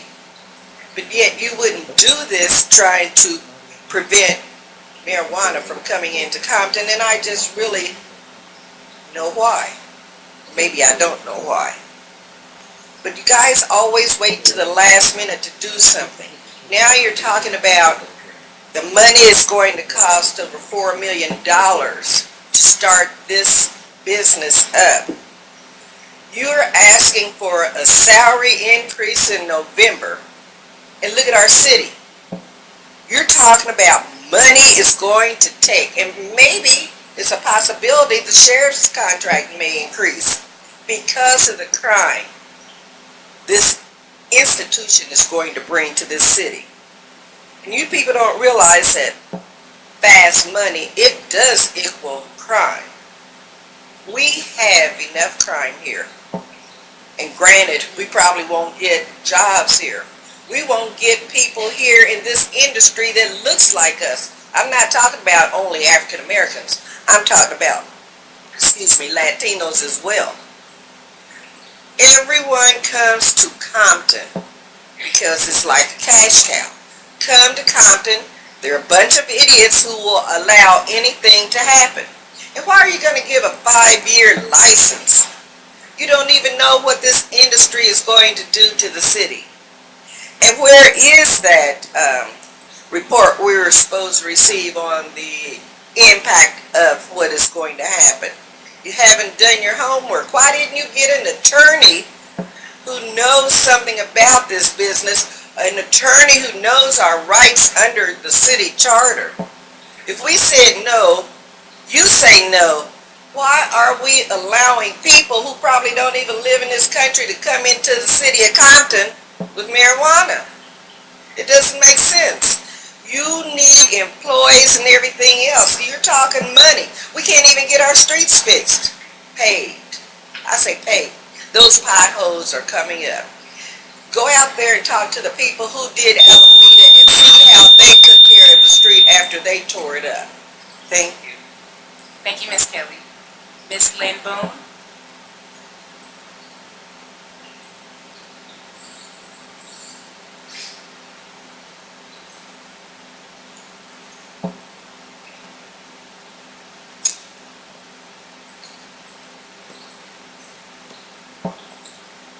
Lynn Boone, City of Compton.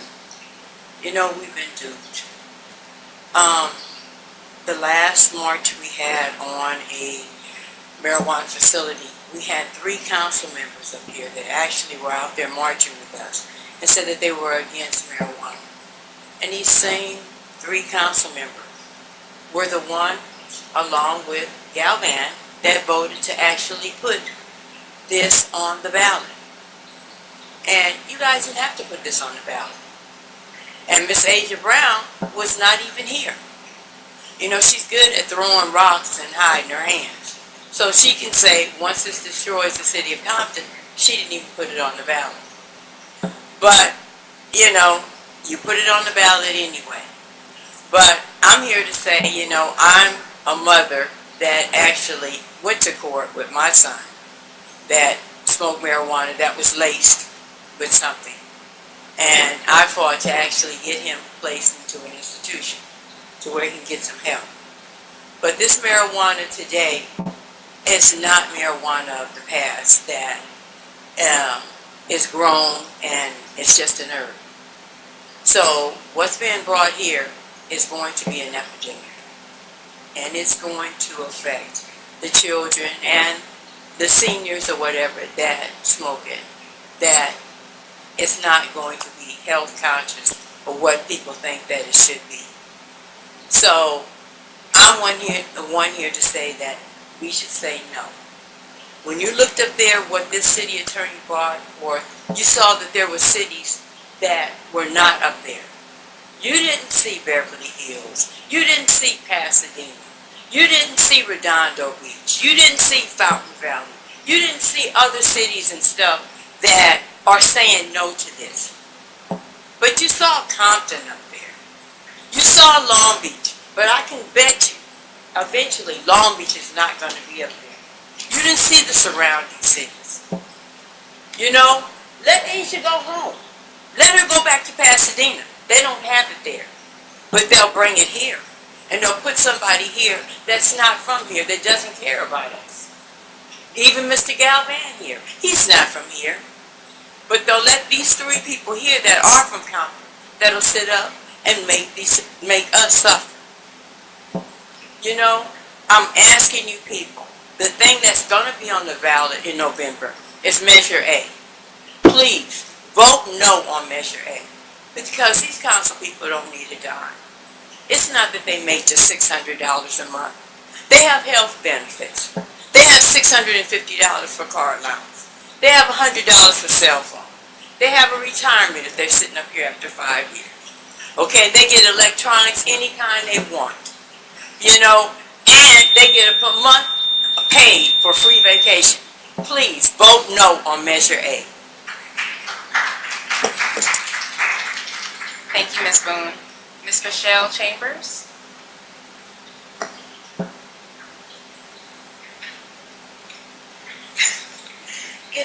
Good evening, everyone. Mayor and Council. My name is Michelle Chambers. I'm the Senior Field Deputy for Assemblyman Mike Gibson. We represent the 64th Assembly District. I just wanted to come and announce 2 events that we have upcoming. On November the 4th, we'll be hosting our annual It's Our Neighborhood Conference. We're calling all block clubs and community councils, watch leaders to come out and hear this great conference that we host every year, Empowering Your Community. It will be held November the 4th at Compton Community College, the Little Theater, at 111 East Artesia Boulevard at 9:30 a.m. is check-in and 10 to 1 is the program. Also on November the 30th, we'll be co-hosting along with Councilwoman Emma Sharif our senior scam event. That event will be held in Dollar High Community Center at 11 a.m. Again, that is on November the 30th, and that is co-hosted with Councilwoman Emma Sharif. Also, I'd like to say thank you for Best Buy. The Best Buy event was beautiful. Thank you, Madam Mayor, for hosting the UPS event along with Ms. McKenzie at Career Link. We have gotten numerous calls of constituents who have gotten jobs. I had a grandmother who called who said that her son was out of work for years and got employed at UPS. So we always encourage economic development and hiring of our constituents. We say thank you. And last but not least, I'd like to say Assembly District 64. Assemblyman Gibson had a great legislative month. We had AB 604 that was signed into legislation, which extends benefits for foster care.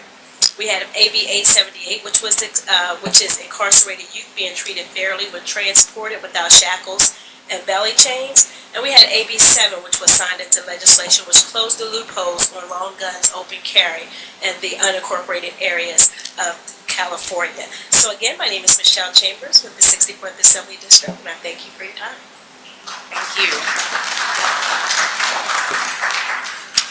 Thank you, Ms. Chambers, and please extend our thank you to Assemblyman Gibson for his service and his success in the legislature. Ms. Gilda Bluford?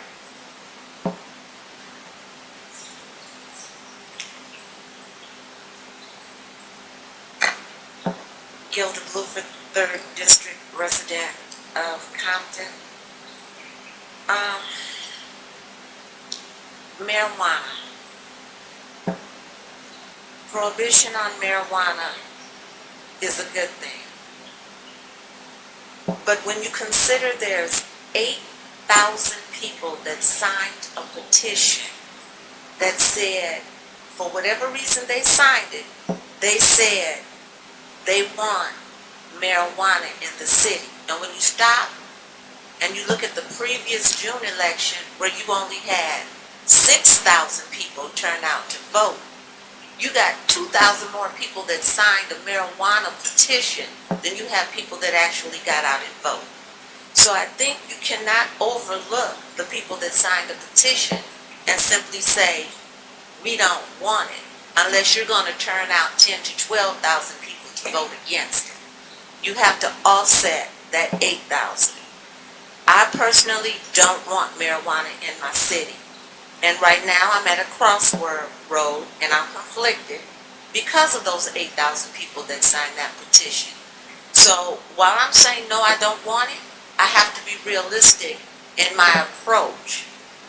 So I would rather have something in place that says the council can amend the initiative ordinance, or however you want to phrase it, versus an initiative passing. We have to come up with another $217,000 to have an election to offset what we voted on. So I'm looking at the numbers. I'm trying to make sense of it all, but it's not making any sense. And because it's not making any sense, we have to remember, to whom much is given, much is required. So you all have been given the duty to take care of the city. And you are required by mandate, not just the city mandate, but by a mandate that is greater than anything the city can give you, to take care of that which you have been given. An impact study said it's going to cost us $6.7 million to bring marijuana into the city. I talked to people who said we're only going to make $7 million. Now, if you take $7 million and you subtract $6.7 million, that doesn't leave us a whole lot of money to deal with. So, I mean, realistically, we have to look at it. We have to look at what the sheriffs are going to charge us for increasing crime. So you have to make the best decision with the information that you have been given.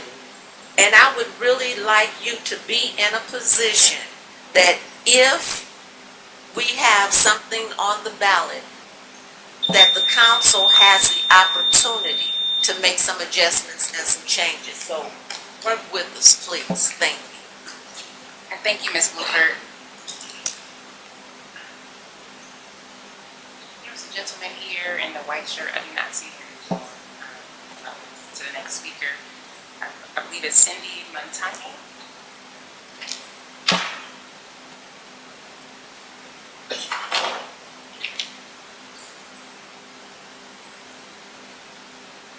My name is Cindy Santoyo, and I've been quite openly about my cannabis use. I do use it for medical and recreational purposes. But from what I know, I grew up here, and there's a lot of my colleagues and friends that I no longer have because they've been lost to marijuana and other drug uses. So for me, this is very personal. I can go through whatever, but I'm also seeing a therapist. There's a lot of people here that you guys are not offering, hey, if this is a medical shop, you also have to require to see, I want to see who your therapist you're going along with. That is not something that we're providing here.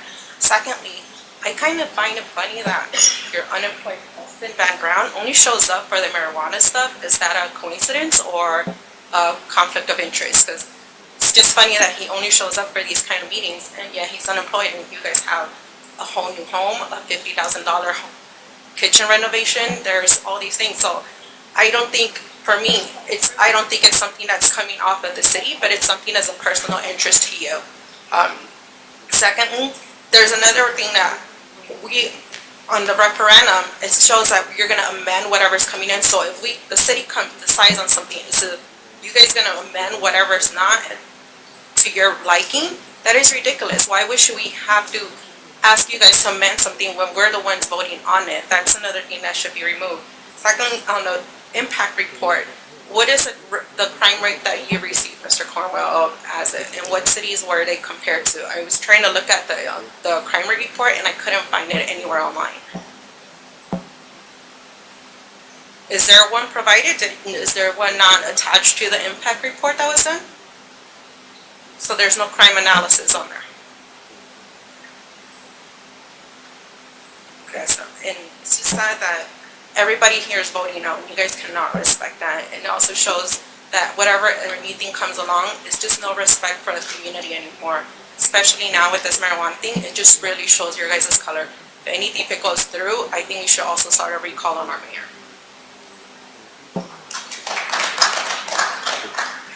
This is a courtesy for the resident that just came up.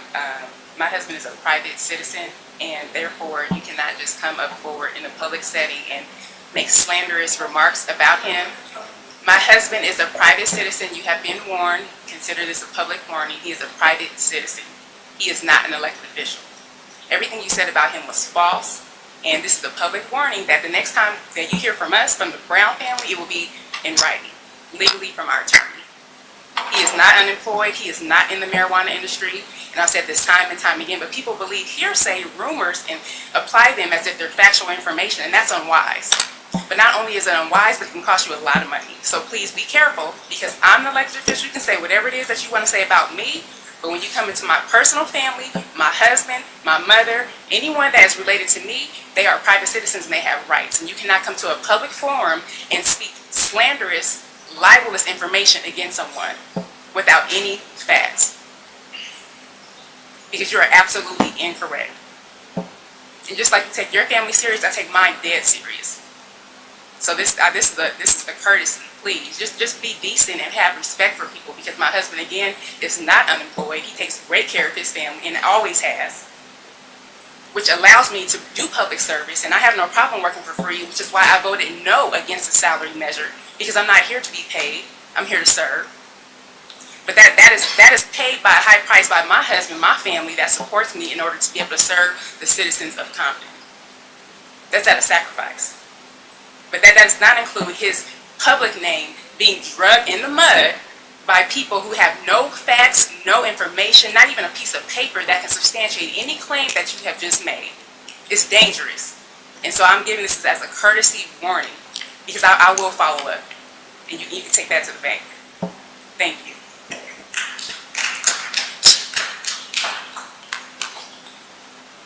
Madam Clerk? We're at consent agenda. Thank you. Consent items are routine and expected to be non-controversial. They will be acted upon by the council at one time without discussion unless a council member requests an item be removed or discussed. So moved. Discussion? Amendments? Roll call? Councilperson Zarita. Yes. Elvon. Yes. McCoy. Yes. Sharif. Yes. Mayor Brown. Yes. Item number 2 is the appointments to the Compton Taxpayer Committee, which is Measure P. Currently, I only received one application, which was from Mary Edwards.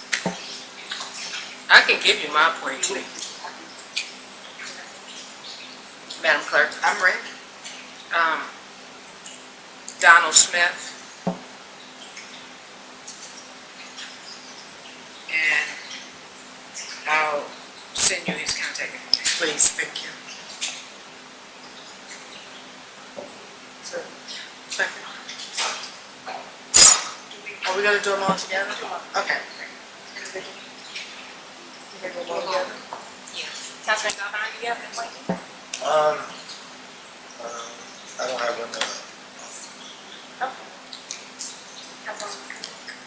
I appoint Rick Haynes. HNY. And I'll send the information. I'm gonna put this up. Are we done? Now,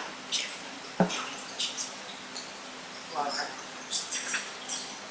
just have to check it out. I'd like to appoint Mary Edwards. And I'd also like the council to consider appointing an alternate as well, just in case the representative will not be there or at the meeting, so that we can move forward, just to make sure we can have a forum. I don't support that. I'm just gonna ask.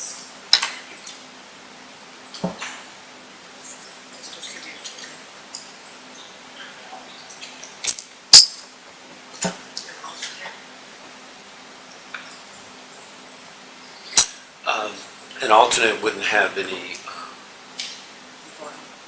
authority until someone is not part of the group. Council can vote on one to keep it filled, but it wouldn't have, there's not a place for, like if you just miss one meeting, the alternate can be in the group. You'd have to actually, someone would step down and the next one would come up. We can have that system. We can see how it goes. Anytime there's 5 members, it's just hard, but we'll see if it works out. It just the recommendation, so that we're not. And the business would, excuse me, the business can occur with three.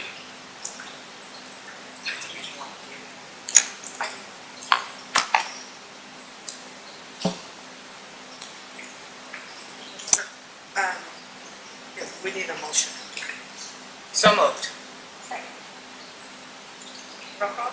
Councilperson What's this one? This is appointment to Measure P Committee. My appointment. As a group? Yes. Donald Smith for District 1, Greg Haynes for District 3, Lily Dark for District 4, and Mary Edwards at large. And I can bring mine next week, if I want. It don't have to be today, does it? Well, it's agendized, but we won't have a meeting again until the 7th. Yes, you can bring yours. Yep. Alright, cool. Yes, you're.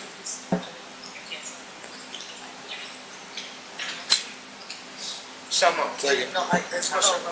Councilperson Zarita. Yes. Galvin. Yeah. McCoy. Sharif. Yes.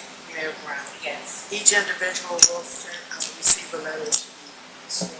We'll also ask them if they're willing to accept it. Thanks. Item number 3 under new business is a resolution of the City Council, City of Compton, authorizing the city manager to enter into an agreement with Civil Source, Inc. for construction management and inspection services for the Central Avenue Pavement Rehabilitation Project Phase Number 2, and the establishment of a purchase order in the amount of $140,636. So moved. Second. Discussion? I have a question. Yes, sir. This, the company that we're using now, is this the same company we used to do phase 1 of this project?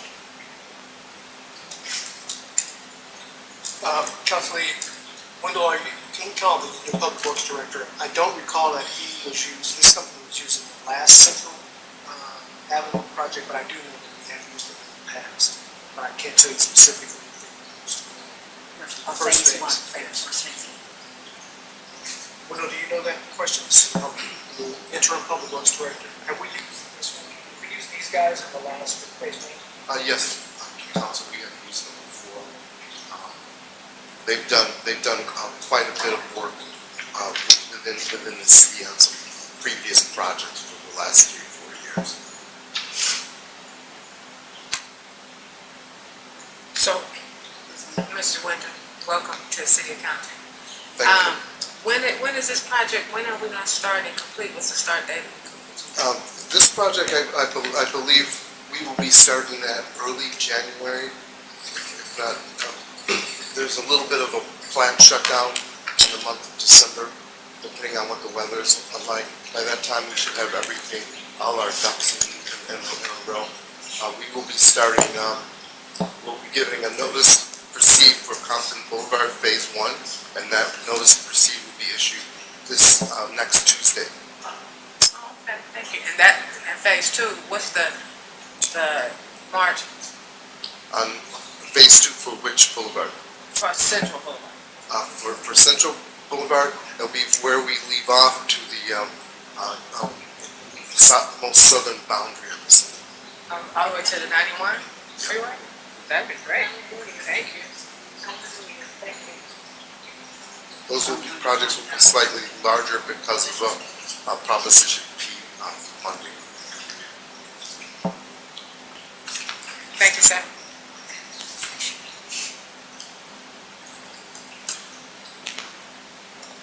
Any additional discussion?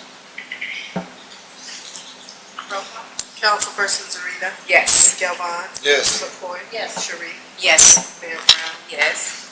Item number 4 is a resolution of the City Council, City of Compton, authorizing the city manager to amend the Public Works Street Maintenance Fiscal Year 2017-18 budget to delete the position of financial analyst and add the position of senior administrative analyst. So moved. Second. Discussion? Just a quick question, Mayor Brown.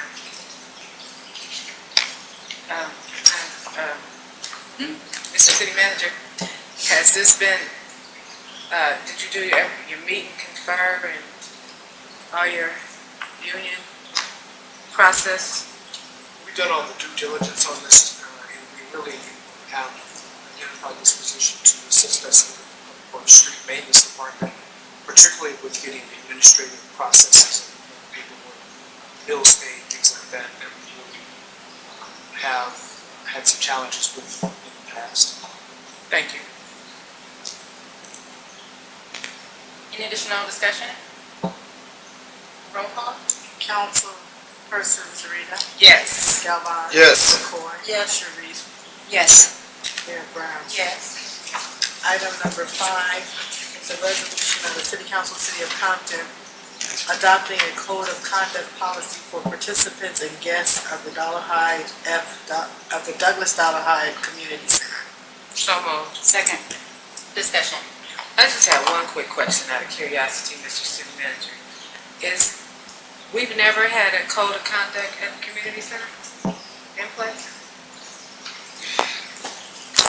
I haven't seen a historical document like this. It really arose out of some incidents when we had some issues with a couple of the folks that frequent the center. And we discovered that we didn't have a lot of written teeth behind supporting some of the things that we wanted to do, like have them leave and come back when they can behave themselves and conduct themselves in an appropriate manner. Well, congratulations, and I hope this is posted, and it will make it easier to keep some order in the community center. Thank you to you and your staff for preparing this. Thank you. Any additional discussion? Roll call? Councilperson Zarita. Yes. Galvin. Yes. McCoy. Sharice. Yes. Mayor Brown. Yes. Item number 6 is an ordinance of the City Council of the City of Compton calling for the holding and giving notice of a special municipal election to be held in the City of Compton on January 23rd, 2018 for the submission to the qualified voters and proposed measure. This is to waive. So moved. Second. Roll call to waive. Councilperson Zarita. Yes. Galvin. Yes. McCoy. Yes. Sharice. Yes. Mayor Brown. Yes. And on the item? So moved. Second. Discussion? Mr. City Attorney, you might just give me a summary of the item for that. Okay, the ordinance is calling for the election. So items 6 and 7 are compulsory. The election code says we have to set an election within 88 and 103 days, and the date chosen accomplishes that. And this is the result of the voter initiative. Thank you, sir. Madam Mayor, something I would just like to, because statements will be made, and I'm seeing and I'm listening to what people are saying. And that is the fact that some people in the community think that we had a choice as far as putting this on the ballot. A choice. Now, I did take the time to speak with a couple of attorneys in Compton. And we either, from what my understanding is that Mr. City Attorney, you can correct me if I'm correct me. We could either put it on, vote to put it on, or we could not vote to put it on, but also that did open us up for a lawsuit for people that actually signed it. Am I correct? Well, if you refuse to schedule the ordinance, you would expose the city to the proponents getting the court to force you to open it or set the election and pay their attorney's fees for having to do that. Thank you. Just wanted to make sure that the community understood.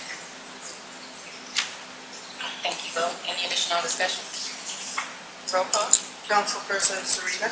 Yes. Galvin. Yes. McCoy. Sharice. Yes. Mayor Brown. Yes. Item number 7 is a resolution of the City Council, City of Compton, submitting an ordinance to tax, license, and regulate commercial cannabis businesses operating in the City of Compton to the voters of the city at the special municipal election to be held on January 23rd, 2018. So moved. Second. Discussion. Madam Mayor, City Council, now that the election has been called in item 6, item 7 is being the first item on the election. It is the voter initiative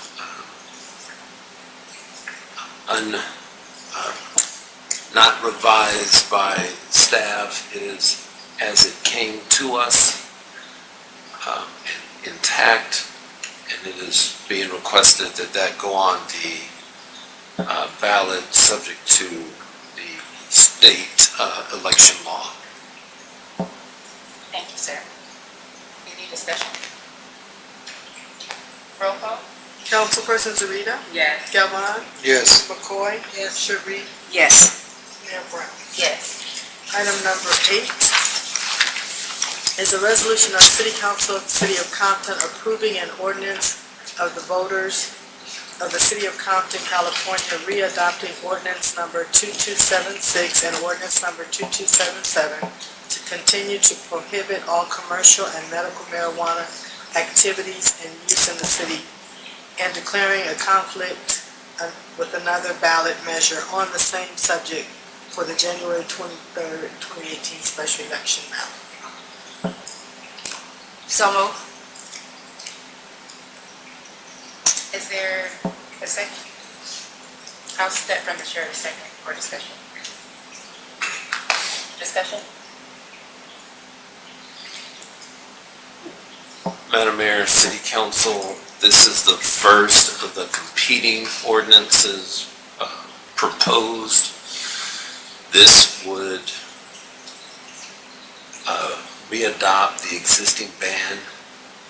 If successful, the ban would become a voter-initiated prohibition on the city.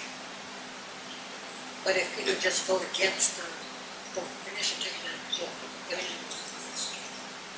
okay, that's enough. If a no on the voter initiative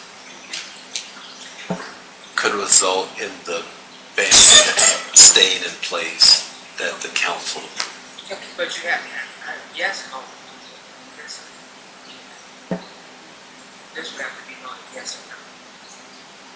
If this went on the ballot, it would have to be voted yes or no. Correct. Any additional discussion? Roll call? No. Galvin. No. McCoy. Sharif. Yes. Mayor Brown. No. Item number 9 is a resolution of the City Council of the City of Compton approving submittal of an ordinance permitting the City Council to amend but not repeal the provisions of another ballot measure on the same subject adopted by the voters at the January 23rd, 2018 special municipal election and declaring a conflict with another ballot measure on the same subject. Is there a motion on the item? So moved. I'll step from the chair to second. For discussion. For discussion, Mr. City Attorney, mind summarizing this one as well? I don't mind, and I'll answer as many questions as you guys have. I did have a question on this one because. But, Councilwoman, if you don't mind, we're gonna let him do the summary and then we'll ask questions. So this item simply states that if the voter initiative is approved, council can amend any section of that voter initiative. The amendments can come day 1, day 10, day 100. It can be custom fit to how council and with the community input that you want to. Thank you, Mr. City Attorney. Councilman Sharif? The question that I have in regarding this is that a statement was made, I think earlier, I don't remember who made it, but you would have to have something to amend. Say that you have both of these measures on the ballot. Now, I say that in this one, the initiative doesn't pass. What does that, this right here just would be kind of null. If the voter initiative didn't pass, and that was the only measure on the ballot, then our competing measure would have no effect. And it would result in council's ban. The situation we have today would be in effect. Any additional discussion? Roll call? Councilperson Zarita. No. Galvin. No. McCoy. Shirley. Yes. Mayor Brown. No.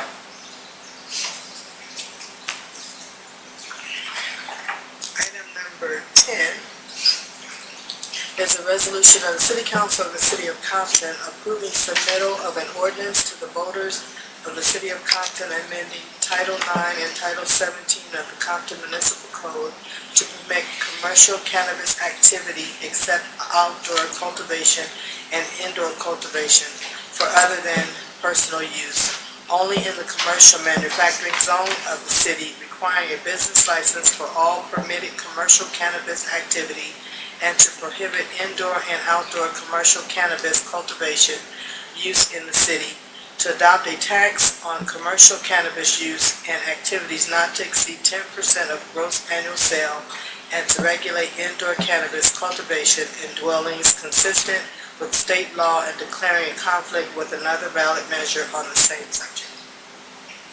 So moved. Second. Mr. City Attorney? This competing measure does not authorize all aspects of the marijuana industry.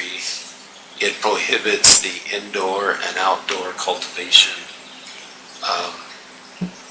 There were information from fire departments to law enforcement very concerned with cultivation.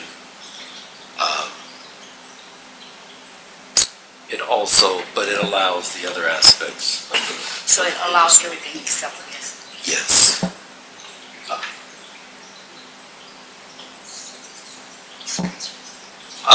Retail, manufacturing. My computer went blank.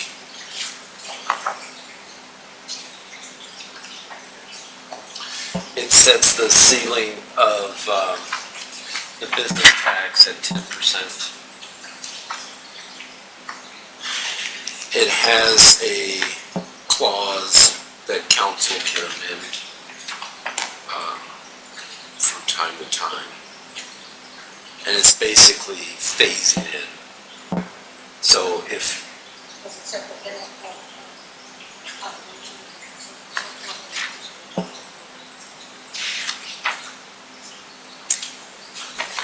council would have to go back and set limitations. So you said this is about phasing in, because you said, Yes, and if you wanted more aspects to be phased in, like retail or other areas, we could do that by an amending motion. But right now, this just takes out cultivation, and council has the authority to bring that in at another time. So we can make amendments on it right now? You could, if the amendments are more substantial than I can craft right now. Our final date is this Friday. Well, I wanted to make an amendment, that's okay right now? What did you say about the way it is, that the way it's written, we can make amendments in the future? Yes, that's the clause I read earlier this evening. In section 4. In section 4, it's not a final version. Let me read it.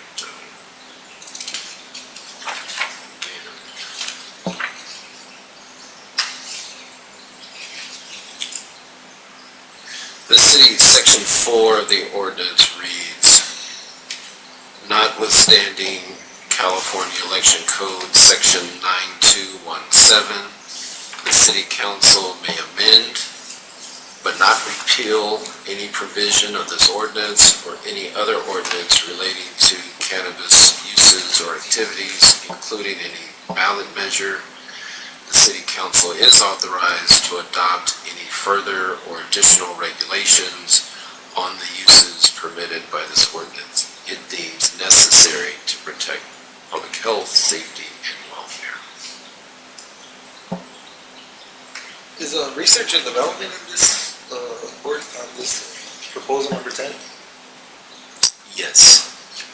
It is? Yes. Can you read what's that? I'm sorry? Can you read the section that's on?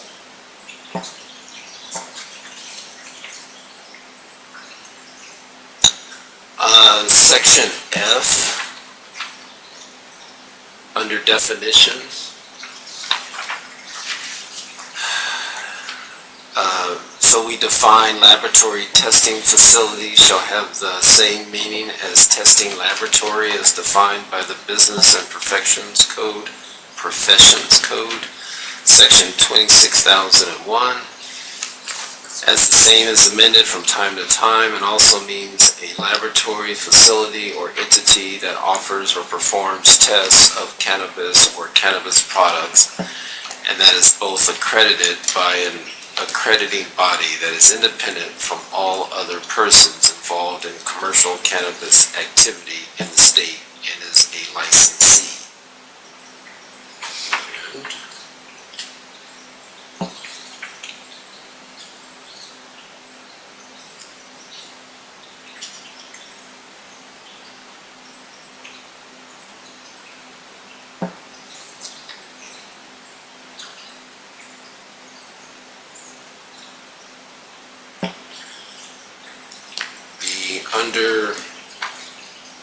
Under prohibited uses, section 1 and 2 only deal with cannabis cultivation, indoor or outdoor.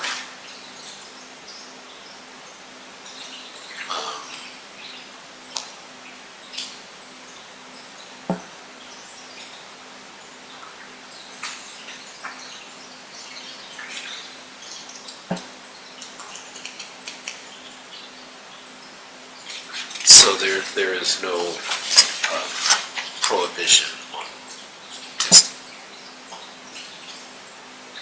And,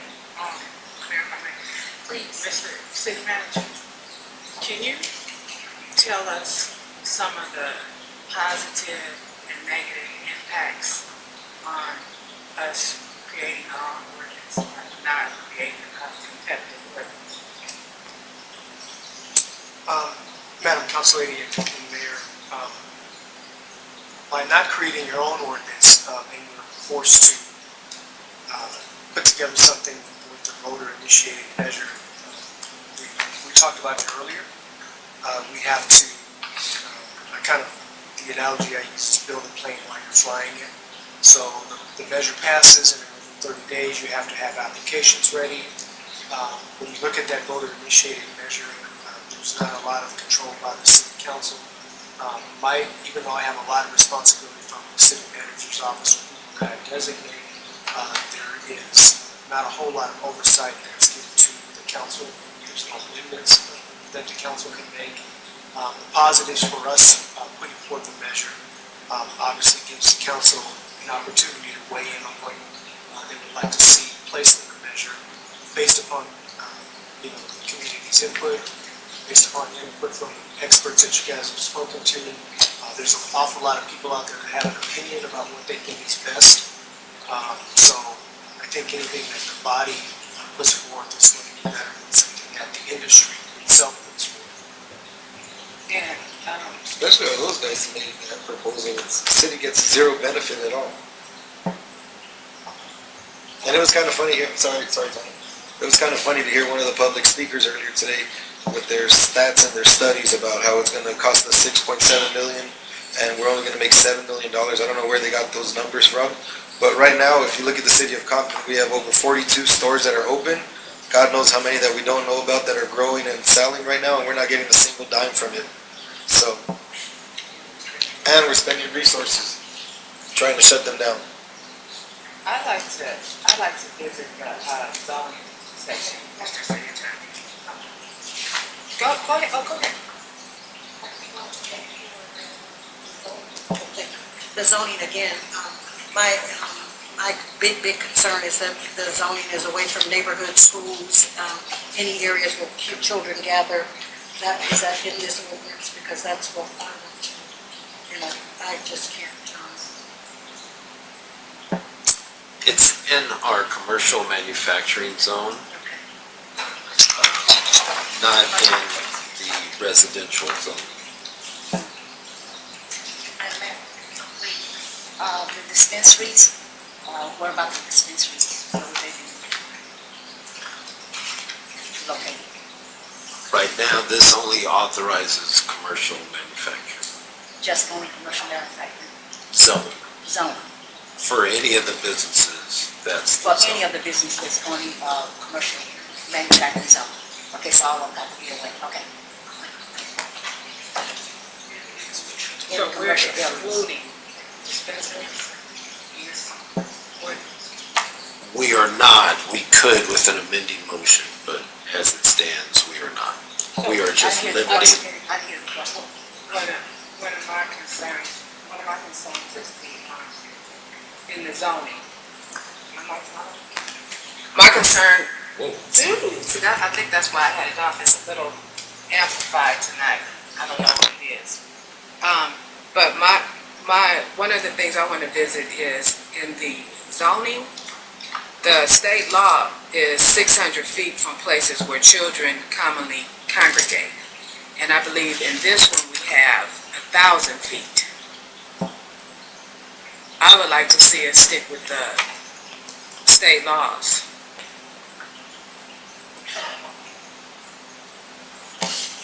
I agree with that as well. And then another thing is with the schools, the way that the state has it defined is K through 12, and I think that we should make sure we insert that into there too, because you know that there's some people that want to just have a school in their backyard or stuff like that. So I think that the way a school should be defined is the same way the state defines it, as K through 12. And also, I like to get a clear definition of parks and pocket parks. Pocket parks, are they considered parks? If you guys look at the map, we provided you with the 600-foot buffer zones for schools and parks. So I think there's a couple small parks.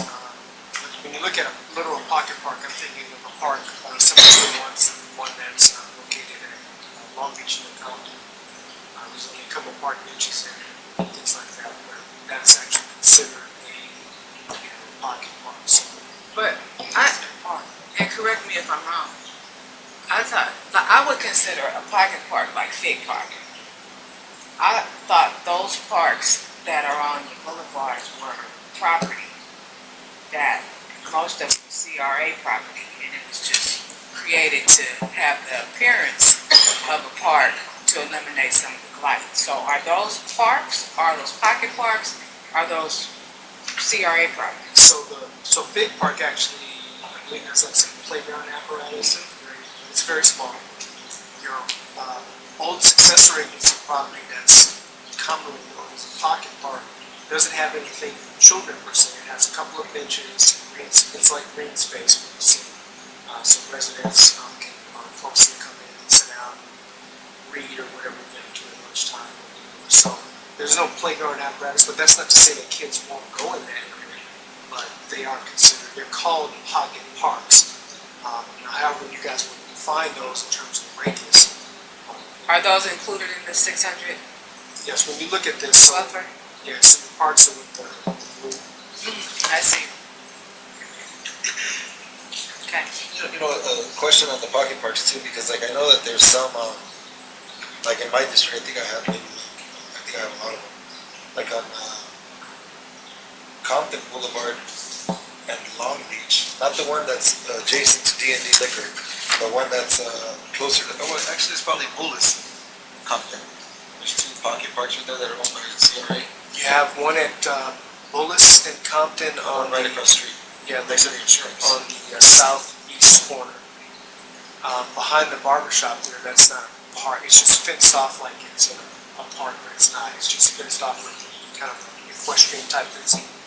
But you do have another small one, further west on Compton Boulevard on the north side of the street. It's very small. It has some nice plants in it, but there's no apparatus or anything in that park. In that green space, I should say.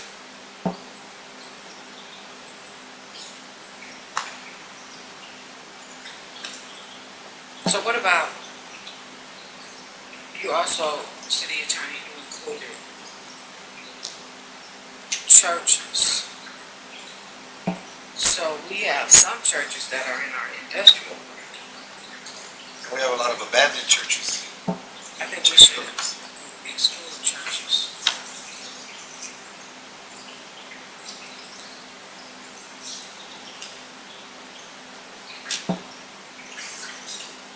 Mr. City Manager, back to the pocket park question. So, a lot of the pocket parks that I'm talking about are not like the pocket parks like Cesar Chavez Park, where we just put a recording that in right there. The pocket parks I'm talking about are the ones that are owned by the successor agency. Those are properties are still for sale, right, by the city? No, we picked up those from the successor agency. So right now, Parks and Rec has to take care of those properties as green space. So we're not selling them anymore? They're not on the list of properties the city has for sale? They're currently ours now. They're green space. They're not for sale. But they were at one time, right? At one time, yes. So the city just decided to take them on? No, the city doesn't decide that, but we ended up with those particular properties. It's part of the whole successor agency process. Okay. So those are gonna be like that for a while, forever probably, right? Yes. So, Mr. City Attorney, what's the state law for schools? How many feet they have for schools?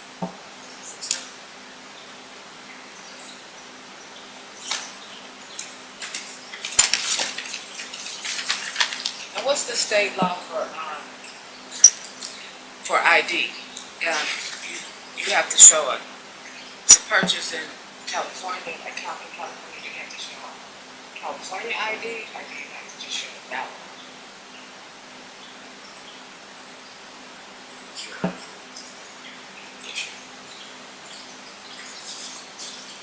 Yeah, I think that on that one, you should have a valid ID to visit any of the dispensaries, because what if we have some people from out of state stop there? I think that we should limit it to a California ID, but a regular ID. A valid ID. A valid ID, yeah.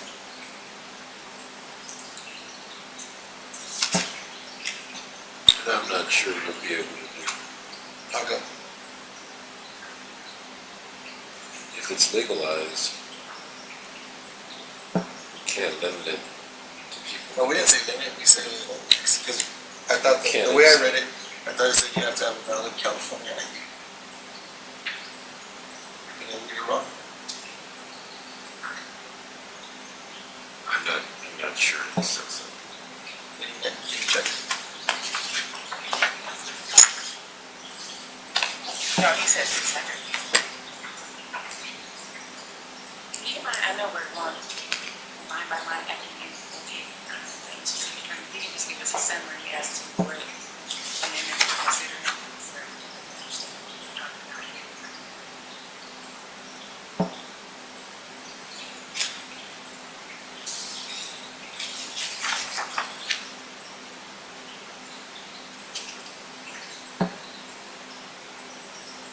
Oh, I'm sorry, no, this sound system, and my mic is on. I just asked for the city attorney to just give a summary as to the current amendments that are currently on the board to be considered, so that we can get a handle as to where we are for considering the components of the respective amendments. Thank you. Thank you.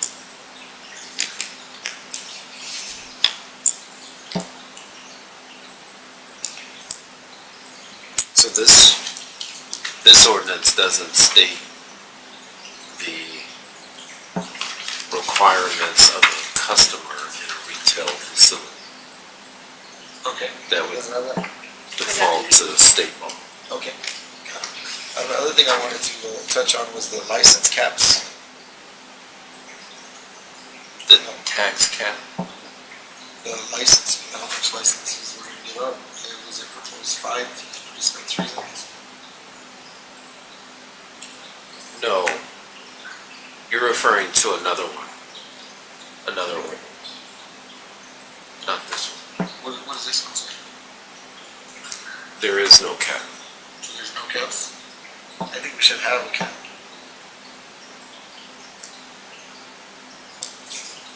On the retail side. So retail, meaning dispensaries or retail? That's all there is, right? Retail is just dispensaries. Right? This has no caps on it.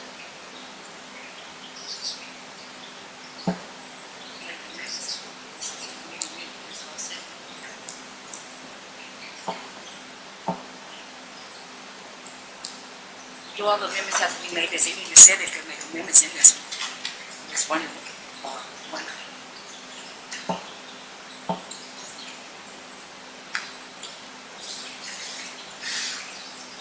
Yes, the ordinance contemplates amendments by council, so amendments can come. Now or later?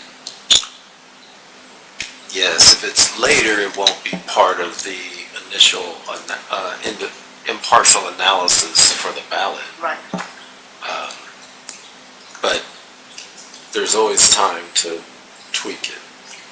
I would like to make a amendment that on the licenses, the dispensaries, that we cap it at 10.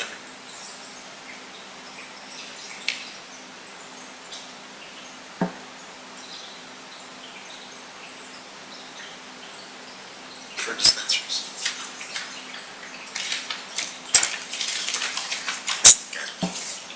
You want me to?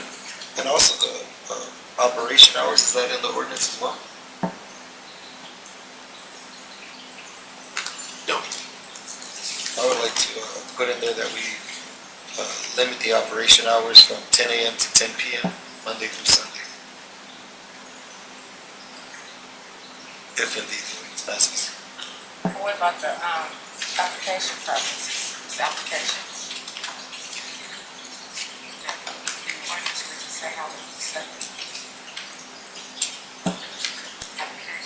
The ordinance contemplates council coming back with that detail.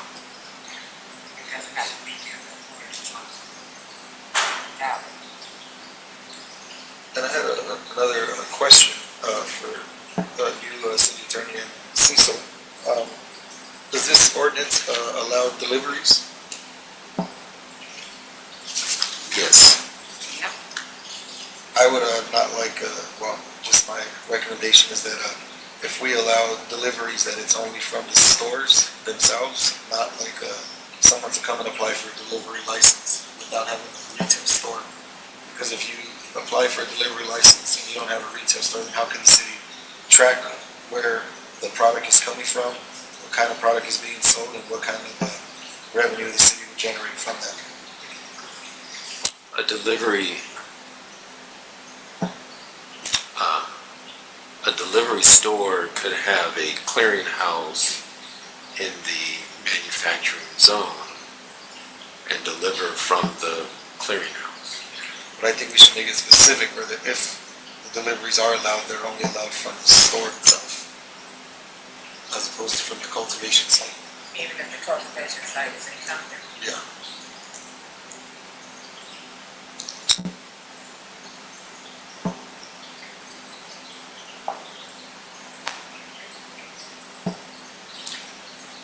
Yeah, I'm just concerned. I'm concerned that we have a lot of amendments, and I do not believe that they can be done in time. Even some of the suggested amendments on the floor tonight are in conflict with state law, which would supersede our initiative anyway. So we like the hours of operation, so we should just. That's not true. Santa Ana approved to have dispensaries. They just changed their hours of operation a month ago. The state's law will come into effect in January, which will has very specific on what those items are. So I'm not briefed on Santa Ana specifically, but they will be subject to whatever the state implements in January, which does have specific hours of operation. But that's just my commentary at this point. We can continue on, but That's a good. That's why I was asking the question, that why do we have to make the amendments now? Or can we come back, because it's clearly stated we can make amendments. It can say when, do we have to do it tonight? Or can those amendments be done later on? And they said they could be done later on, that's why I was just wondering, we're going through this whole thing, making the amendments tonight. And, so. Well, I'd like to move on the amendments that I asked for tonight. Me as well. I don't think I made any requests that were outrageous that would require this item having to come back to the body for a special meeting. I think the amendments that I suggested were pretty simple and shouldn't be that tough to implement. And to go to the mayor's concern about the operation hours, I'm willing to keep the time right there to whatever the state allows, but I know for a fact that another city that allowed cannabis, they do deliveries till 10 p.m. State, well, I know state law was superseded.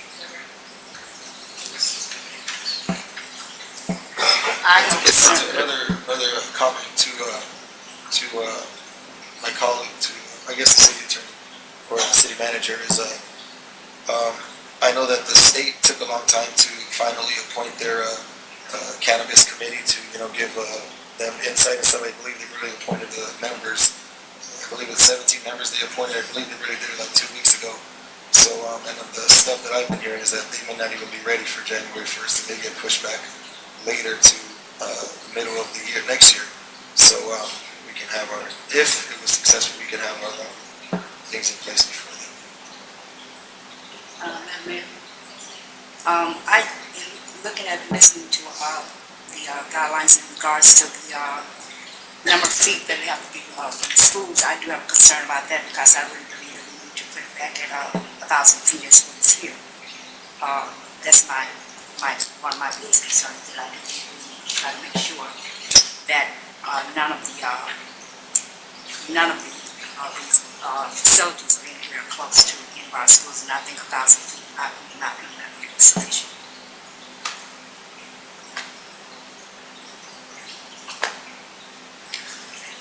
Should I read the amendments?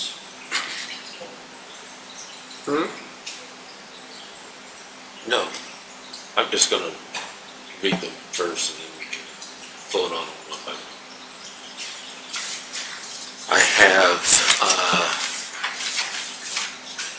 defined school as K through 12.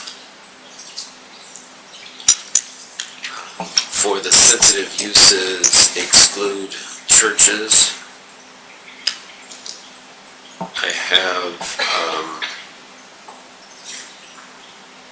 defer to the state law of 600 feet for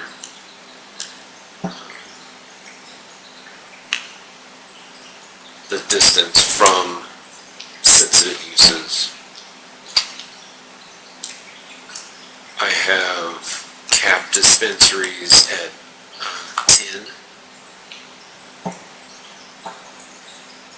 and I have delivery only, or delivery occurs from retail sites, or retail stores. Can you say the last one, please? Delivery may only occur from retail stores.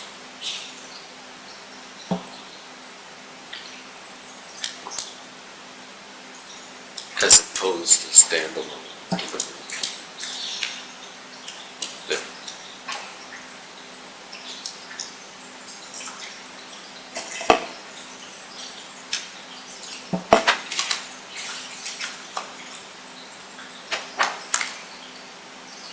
Well, delivery companies will also be defined as dispensaries. Even for delivery companies that are located outside of the city, they'll be considered a dispensary.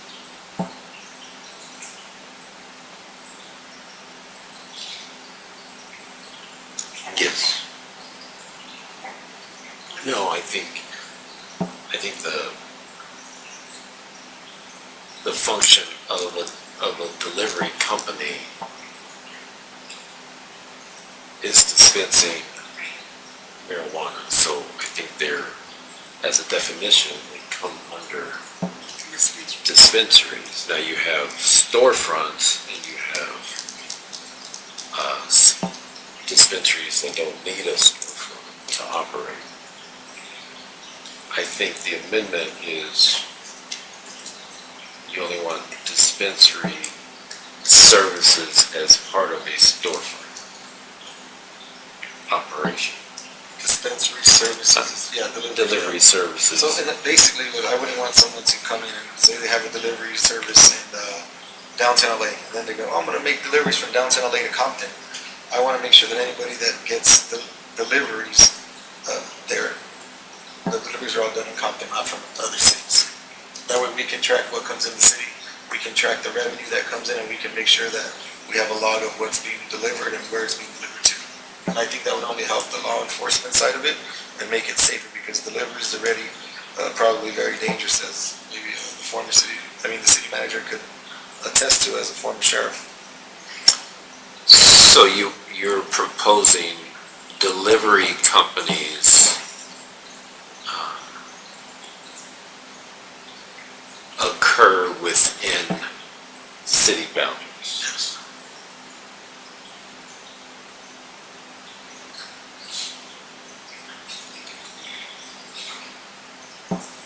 Yes.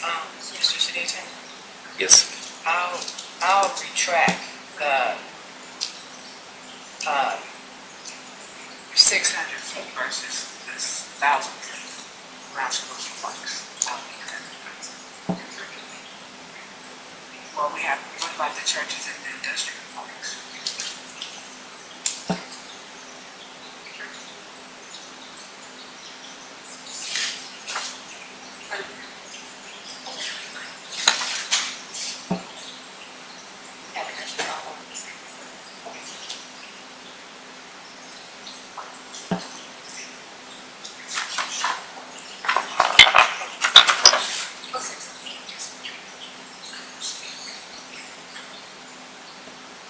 I would like to see if we could leave it at 600, but also include the churches as a part of that.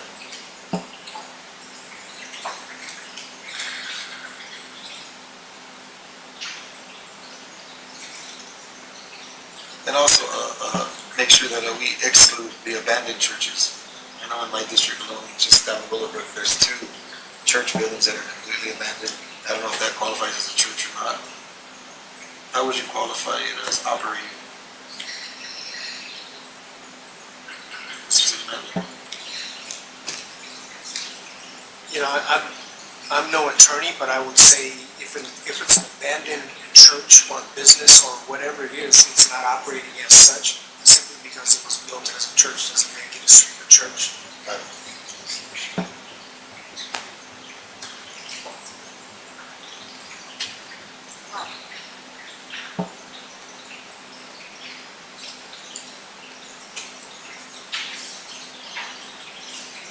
Discussion, discussion. Yes, how many, we got cultivation here going on. We got the distribution going on. How many facilities are we gonna allow for those things? I mean, since we said we're making all these amendments, why don't we get it out the way? How many are we gonna allow for those? Distribution centers.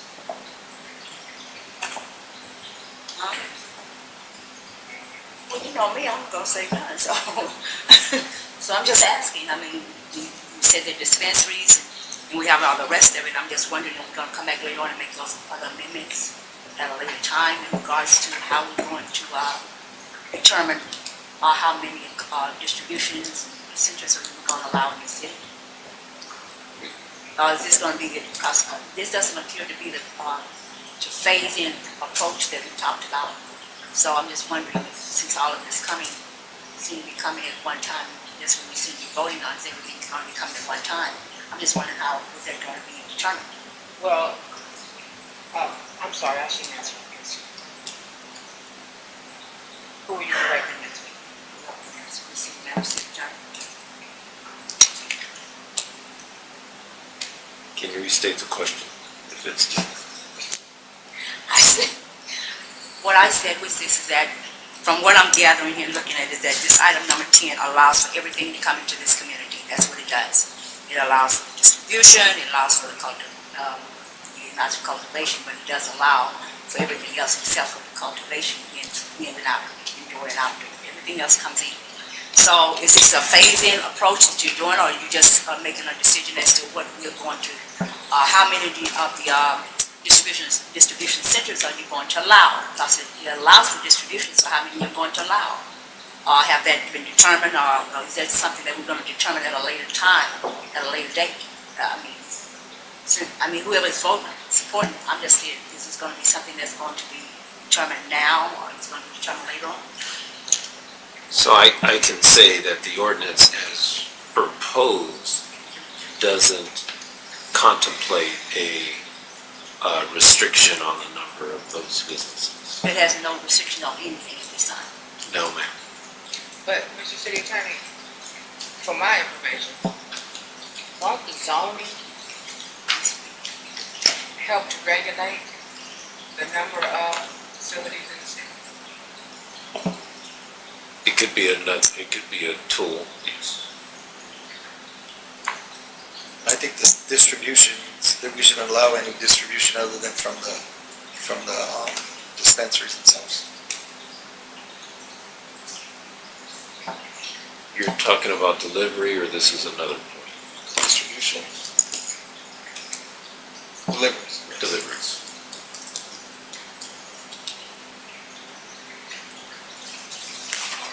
Oh, another thing that sorry.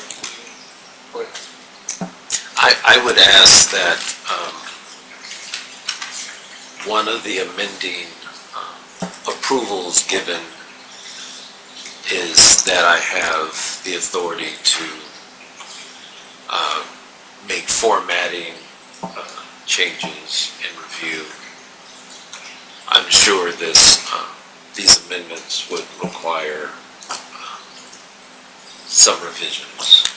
I'll make that amendment.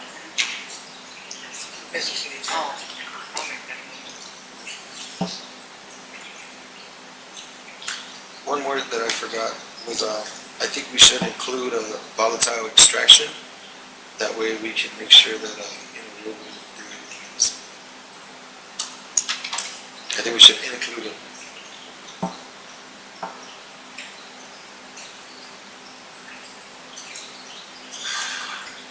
The council didn't hear your comment. Yeah? I said I want to include volatile manufacturing.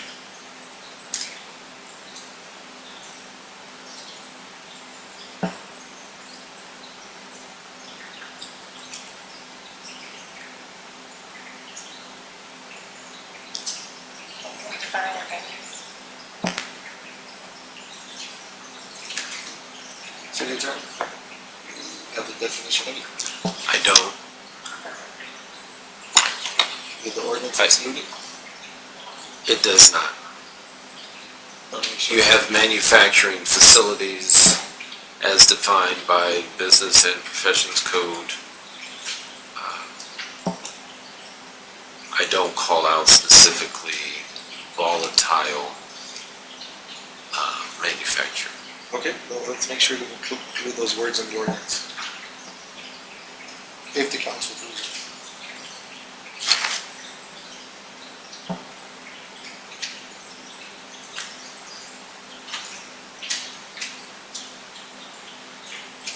Any additional discussion?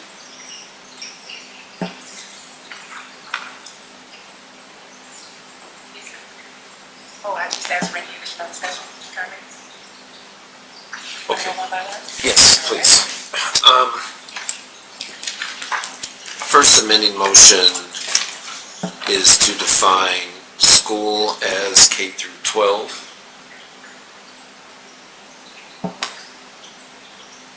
Need a motion? So moved. Second. Discussion? Roll call? Councilperson Zarita. Yes. Delvon. Yes. McCoy. Yes. Sharif. We just voting on this one. No, Mayor Brown. Yes. I believe schools should be defined because you have continuation schools as well. That fall under K through I 12. believe that continuation is K through 12. I just want to be sure that I understand.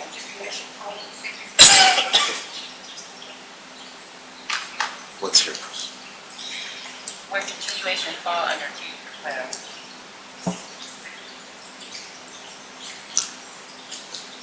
I can make sure it does. Does Compton Unified have a continuation school?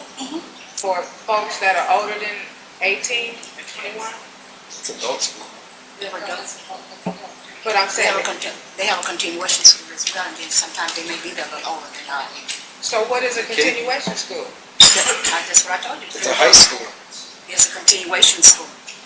Well, what is that? You were there for a lot of years, I'm sure you know. What is that? It's a continuation school in which, that's what I'm saying, they cannot, if you have kids there that's older than 18 years old, usually they get out of school at 18, if they are older, they may be there longer. K through 12 is not age, it's grade. So if the kids are 19 years old and they're still in the 12th grade, that's K through 12. They continuing to get a high school diploma? Yes. Okay, so then that covers that. Yes. Thank you, sir. Just, you need to check it. We have a cap on retail dispensaries at 10. So moved. Second. Discussion? Retail dispensaries at 10. This is consistent with the existing ordinance, which also states 10. Discussion? Roll call? Councilperson Zarita. Will it be less? Will it be less than 10? That'd be next. That'll be the max, no more than 10. You gotta go back out this weekend. Council can change it. Yes. Yes. Delvon. McCoy. Sharif.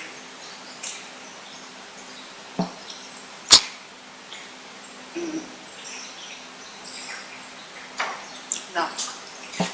Mayor Brown. Yes. Deliveries to occur within the city boundaries only. From manufacturers and business owners. Is that what you said? Yeah. From, yes. Delivery services are to occur within city boundaries. And from the licensed dispensaries only. From licensed dispensaries only. Licensed from the city of Compton. City of Compton. From City of Compton, licensed dispensaries only.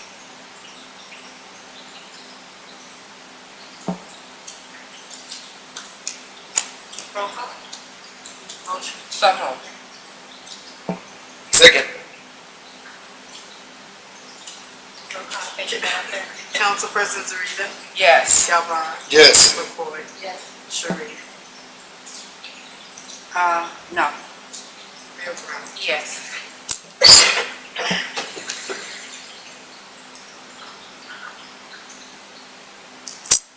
Is churches as a defined term in our code? In. Churches in. Churches.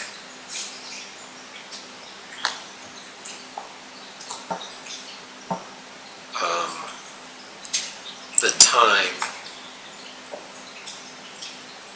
we're deferring to state law on time of operation.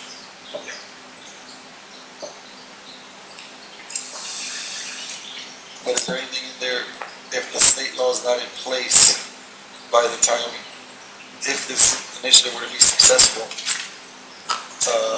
I would like it to be 10 to 10. And if state law is not in place, then I would like it to be that. If it's in place, then whatever state law is. But it's to keep this from being so complicated, if the state law changes, if the IRS effectively can be done. Okay. So we'll just leave it. Do you want to acquire dual licensing to get started, so that the program doesn't start until the state? No, I think that's a Citrus City.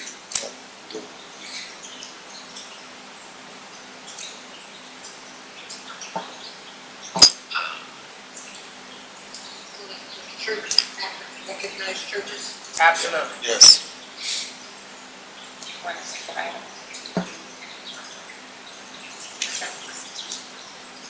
To include,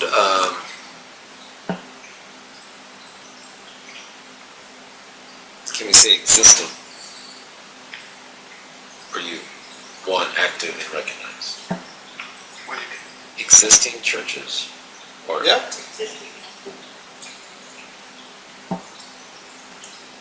don't.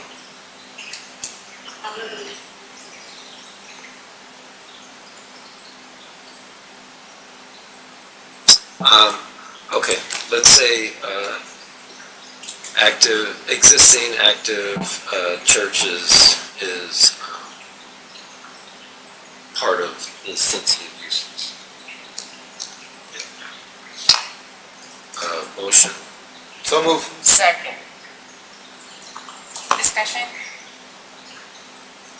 Roll call? Councilperson Zarita. Yes. Calvin. Yes. McCoy. Sharif. No. Mayor Brown. Yes.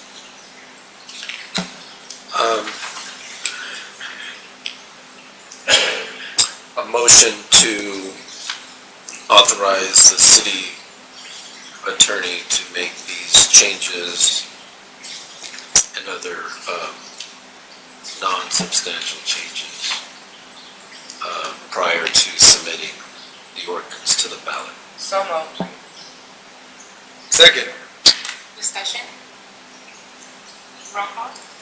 Councilperson Zarita. Yes. Calvin. Yes. McCoy. Sharif. No. Mayor Brown. Yes.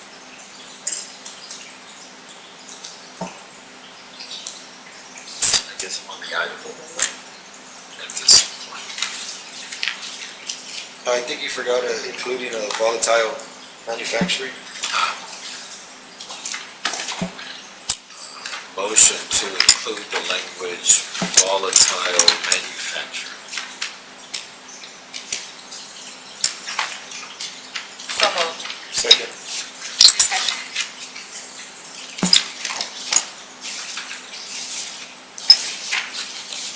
Roll call? Councilperson Zarita. Yes. Calvin. Yes. McCoy. Sharif.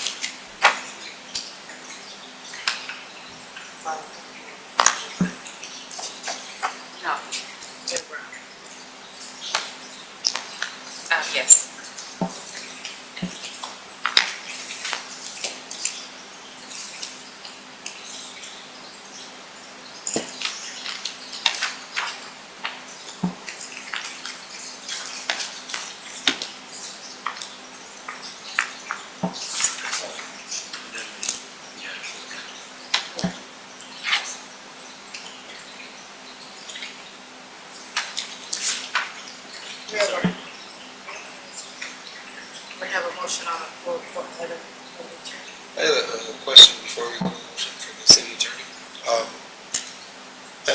ordinance that we're proposing right now, if successful in passing, it will still allow us to make changes as a body up here from the dais? Yes. Okay, so we're not, okay, got it. Thank you.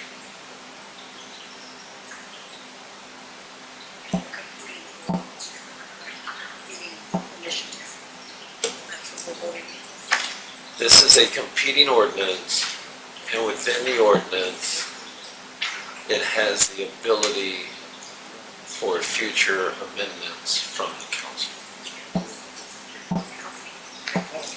We're in discussion. I just have one comment. I just wanted to be clear for the record that this exercise we just did is to compete with the initiative that's on the ballot by the people. And also, a couple of citizens came up tonight and said that they were very disappointed in us for not doing this, being prepared for this. But if you remember, some of you folks that sit right in here, we tried to have this discussion almost 2 years ago so that we would be prepared and wouldn't be forced into this situation by the ballot initiative. So the reason for this, I stand by this competing initiative. I think it's in order as a representative of the people here in Compton. And at this point, when you are in a situation like an elected official and you don't have those uncomfortable conversations, this is what happens. You're forced into doing things. So this is absolutely a competitive measure.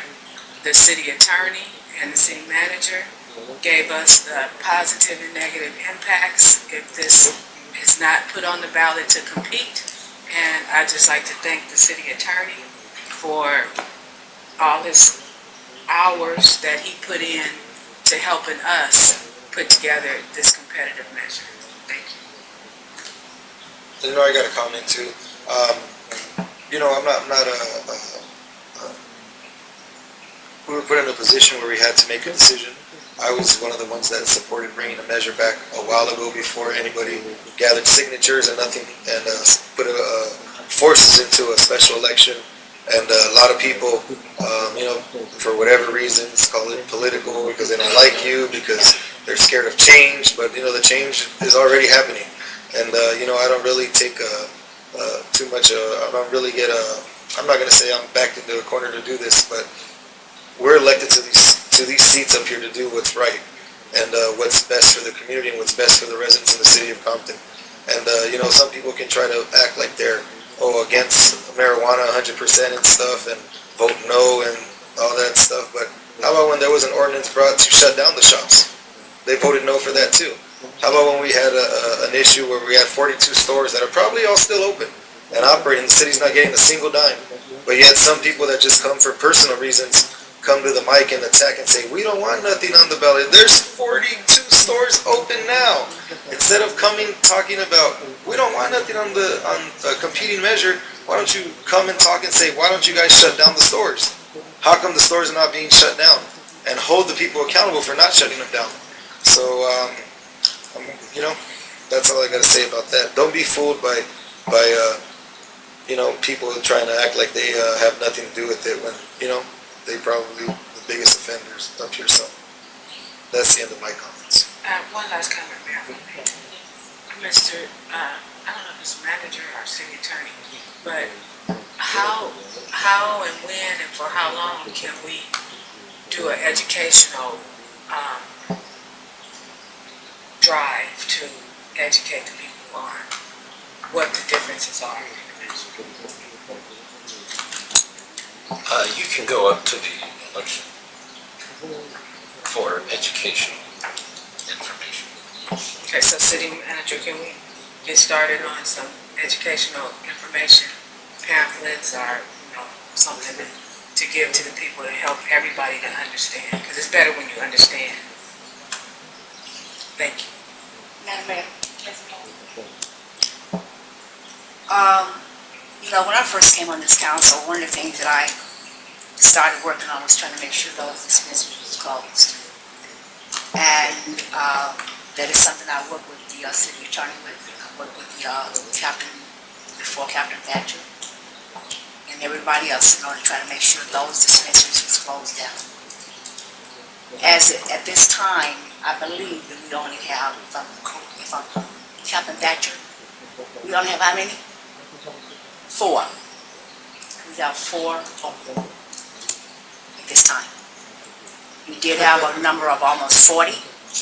Though all of those have been closed down, and we only have 4 open now in this city. Thank you. Thank you, Councilwoman Sharif. Yeah. All you gotta do is log on to Weed Maps. I'm sure you there's more than 4. Any additional discussion?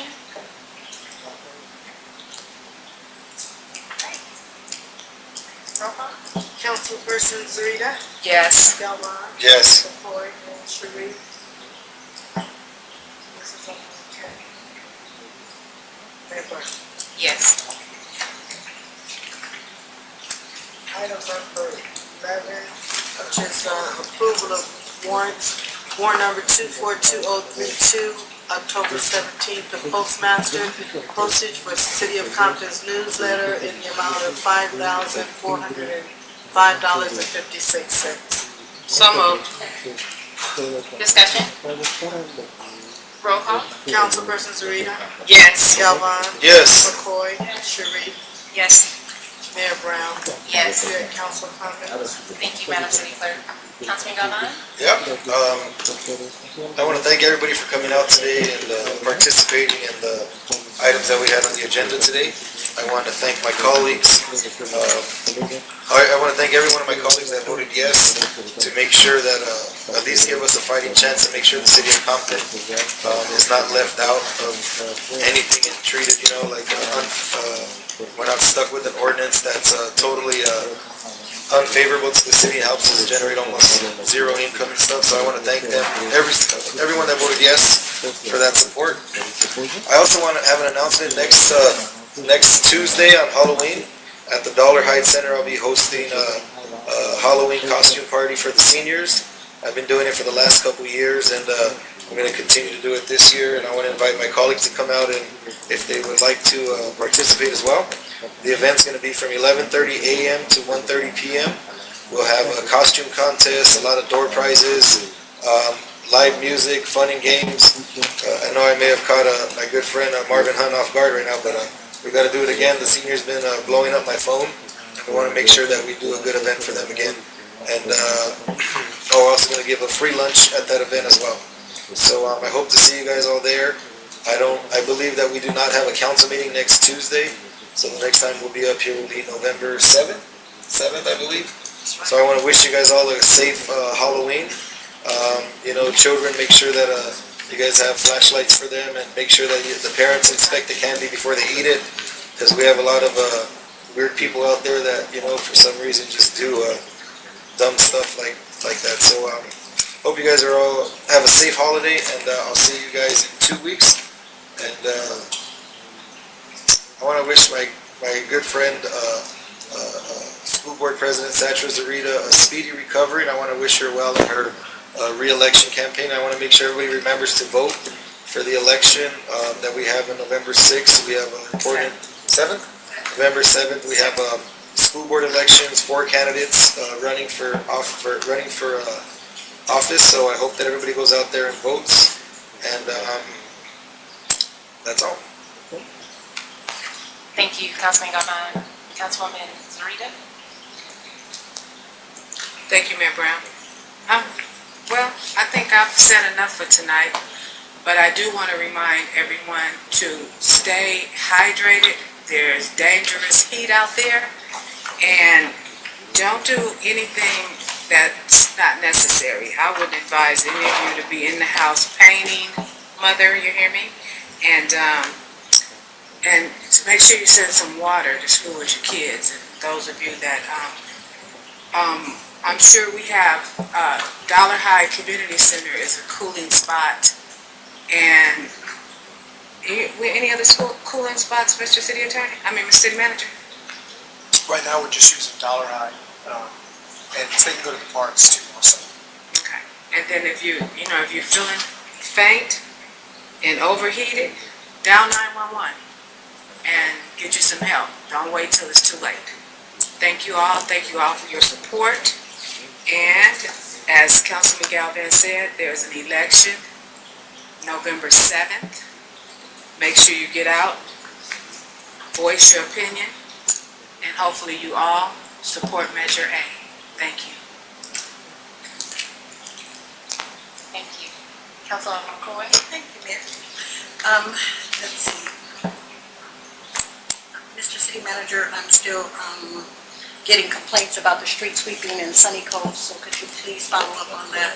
And also an update on the red curb painting. I've had some requests for red curbs, and I don't know, some, residents are saying that theirs are faded out and, they need to know when they're gonna be repainted. Also, again, the parking in the red, code enforcement or parking control ticketing those who are parking in the red. I'd like an update on, how many we've ticketed and, well, yes. But the parking in the red is, 156 on, 156 in Central, right there by that lot, and it's also on Wilmington and Compton Boulevard. So that's where they're parking in the red, so I'd like that to take care of. Let's see, I want to say that I went out to, over the weekend to quite a few events. I had a creek cleanup with World Oil. I want to thank everyone that assisted with that. It was a wonderful cleanup. World Oil came out in full force with their staff, and we cleaned up the creek, and afterward they had food, and it was just a great turnout. And also I stopped by, the Compton initiative was in the 4th district. I went over to Kelly Park and, to check in on there, did a little painting, and then we left, went over to the Hiring Fair over at the Career Link. So I had quite a busy day. And then the Great Pumpkin Patch. It's still going on. Please stop by, purchase your pumpkin. This Saturday will be our last great event, it's on the corner of Compton Boulevard and Central. We have activities for the kids. Hub City Radio has been out every Saturday to help us, the Sheriff's Department in conjunction with the YAL. And Parks and Rec, I want to thank you, as well as General Services, for supporting the Great Pumpkin Patch. And it's been really fun for the kids. So Burrell McDonald, they have a haunted house on Saturday the 28th, I believe. It starts at 5 p.m. And stop by there, go through the haunted house. I'm still too chicken to go through, so I sent the kids through. But I come by, I know that they always go way out to prepare for it, so stop by Burrell McDonald for that. And also on Halloween, we will be doing trunk or treat also in conjunction with the block club. So stop by, do the trunk or treat with them. And then on Saturday, the Butis Block Club, they always have this fabulous event. And they have where the kids go to each little station through the different yards, have the station set up where you can trick or treat, and then at the end they have a movie. The movie this year is Maleficent. That's one of me and the kids' favorite movies, but they didn't pick it because of that. They just went out. And it begins at 3:30. It's on Arbutus, 1900 West Arbutus, so stop by there. That's on Saturday, October 28th, beginning at 3:30. And you won't be disappointed if you stop by. And let's see, I have, what else do I have? We're going to be at the trunk or treat. There will be jumpers, games, pumpkin carving, all kind of events. So stop by and have a wonderful time. Keep the kids occupied, and that way they won't be in the street and up and down the street trick-or-treating. They'll have a safe environment, so stop by that. And finally, I'd like to say, I know that the voters overwhelmingly supported Prop 64, and I understand that the voter initiative measure appeared to be strongly supported by the citizens here in Compton. I understand the democratic process. However, this measure does not allow enough local control. After looking at some of the stats from our state that have legalized this drug, I wanted to make sure that our children and youth were safeguarded because of the stats. that's the reason I supported the competing initiative, so I still stand that I would prefer everyone to vote no, but the reason I supported a competing initiative, because if it passes, we'll be stuck with what they say. So, thank you, good night, and God bless everyone.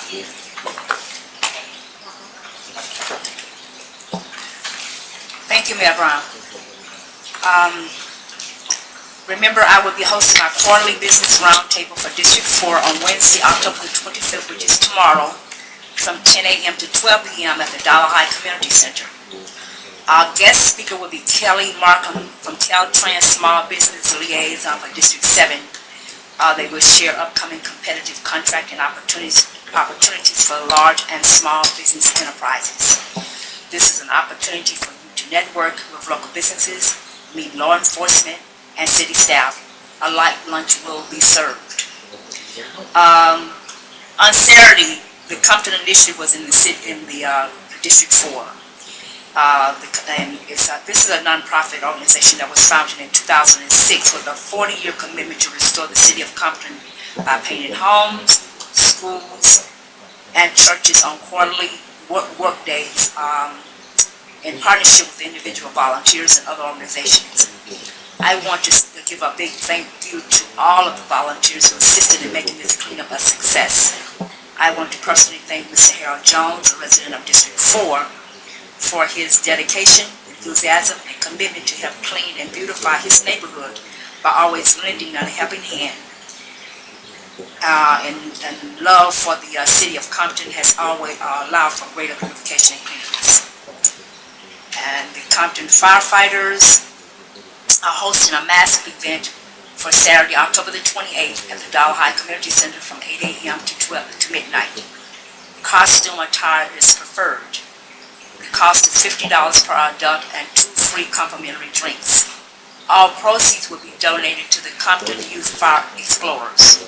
For more information, please contact my office, because this email address is kind of long, so you can just give my office a call and speak to my assistant, Ms. Duhart. The phone number is 310-605-5662. I hope all of you will come out and please support this event, because it's truly for a worthy cause. On October the 31st from 5:30 to 7 p.m. there will be a Halloween event at Kelly Park at 2319 East Caldwell Street, hosted by Parks and Recreation. There will be a haunted house, games, contests, and food for our youth to enjoy. For further information, please contact Park and Recreation at 310-605-5688. That's 310-605-5688. And also the Senior Scam Stopper, I will be Assemblyman Mike Gibson, the Contractor State License Board, and I will be hosting a free Senior Scam Stopper seminar on Thursday, November the 30th at 11 a.m. at the Dollar High Community Center. Come and join us and learn how to protect yourself. Seniors, their families, and caregivers are welcome to attend this free seminar. Light refreshments will also be served. And I also want to, I attended the grand opening for Best Buy. That was truly a great event. I had an opportunity to to walk through and take a look at the center, the distribution center that they have. And it's really going to be nice. And I'm very happy they're here. And that this way really be able to give us an opportunity to hire a lot more of our residents here in this community. So again, thanks to Best Buy, and also thanks to UPS. Also a great thanks go out to UPS for coming out on Saturday and being a part of the cleanup that came out, and I really want to say thank you. They did a wonderful job. Thank you.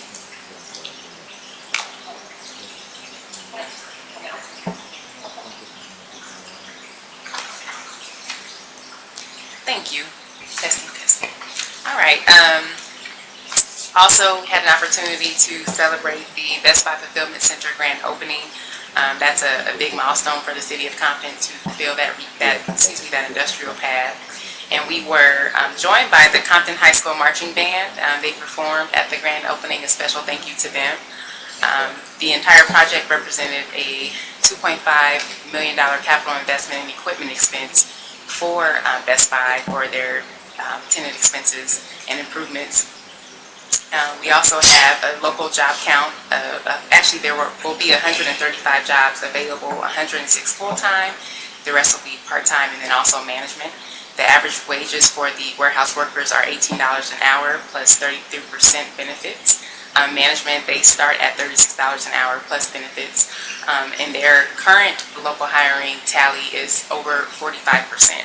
And so I actually had an opportunity to meet several Compton residents that work at the facility. One young lady actually lives across the street as well. So good to see local residents working at Best Buy, and we hope that they continue to exceed our local hiring mandate. Also, over $20,000 was donated to youth programs, including the Compton YAL, which was represented well by our captain.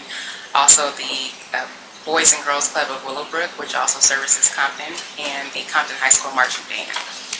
And this weekend, we, in response to UPS, they have been doing their hiring in the city of Compton for several weeks, and they still did not have an opportunity to screen enough folks. And so we put together a hiring event, which was held last Saturday. A big thank you to Ms. Kimberly McKenzie, Ms. Holly Fields, and the entire Career Link team for doing an amazing job. They were able to screen several hundred residents. People were hired on the spot. And I was really pleased. I got there early, and Councilwoman McCoy was also there. But there were two lines. So people that had already went online and completed their application, they were able to be expedited. And those people that needed to apply on site, they obviously have to apply. But the majority of people were prepared. They had already filled out their application, and they were ready to work. So it was great to see our Compton folks turn out. I also joined the Compton Initiative. This is actually, they're going into their 11th year servicing the city of Compton, and they beautified over 30 locations, including Kelly Elementary, Jefferson Elementary, Rice Charter Schools. Councilwoman McCoy hosted the Compton Creek cleanup, and then also the Salvation Army. Patricia's Coffee Shop and several residential homes were beautified. And a special thank you to our new corporate our new corporate family members, UPS. They had over 150 of their employees join the initiative that day from start to finish. And they are really excited to be a part of the Compton family. So a big thank you to their entire team for coming out. Also, we had another successful open mic night last Thursday. Special thank you to our hostess, Jennifer Beasley, born and raised in Compton. She's an amazing host. And to all the young, talented folks that came out to showcase their talent. And you can join us next month, November 16th. And you can follow at Compton Open Mic on Instagram for more information. Also, this Wednesday, we are hosting a Willow Walk Town Hall specifically focused on safety, which is tomorrow, October 25th at Dollarhide Center at 6:30 p.m. So feel free to join us. We live in the 2nd District. Also, we are pleased to have our 4th annual Compton Community Thanksgiving Dinner, which is our warm Thanksgiving meal on November 22nd, which will be at the Dollarhide Center from 12 to 4 p.m. And just to save the date for the 64th annual Compton Christmas Parade, December 9th, and we'll be hosting our 5th annual citywide toy giveaway on December 16th, starting at 7 a.m. behind the Compton Courthouse. And congratulations to the LA Dodgers as they play their first game tonight against the Houston Astros. They were successful. This is the first time that the Dodgers were in a World Series since 1988. So a big congratulations to the entire Dodgers franchise for representing LA. Also, for those of you that are watching what's happening nationally, there is a tax proposal being considered in the House, and 2 Republican senators, Jeff Flake and Bob Corker, they are at odds with our president, and there is a divide. And so if you have any thoughts on the current tax proposal, please contact your Congresswoman Berrigan. There are all types of summaries on what's currently being proposed, so please follow, because what's currently on the table does not benefit working class folks. Also, just another reminder that this is Domestic Violence Awareness Month. Really important. If you all are on social media, you can follow the hashtag #MeToo to learn about stories from those women that have been impacted by domestic violence and as they share their stories of overcoming those travesties. And if you are in need of confidential assistance, you can contact 800-799-7233. And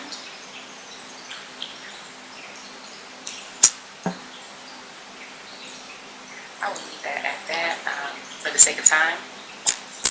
We will now, maybe have a motion to adjourn? Roll call? Councilperson Zarita.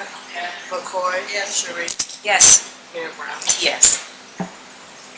Thank you all and see you next week. Oh, in 2 weeks. Excuse me, 2 weeks. Y'all just be one time I have to take Emily for the meeting. What you do?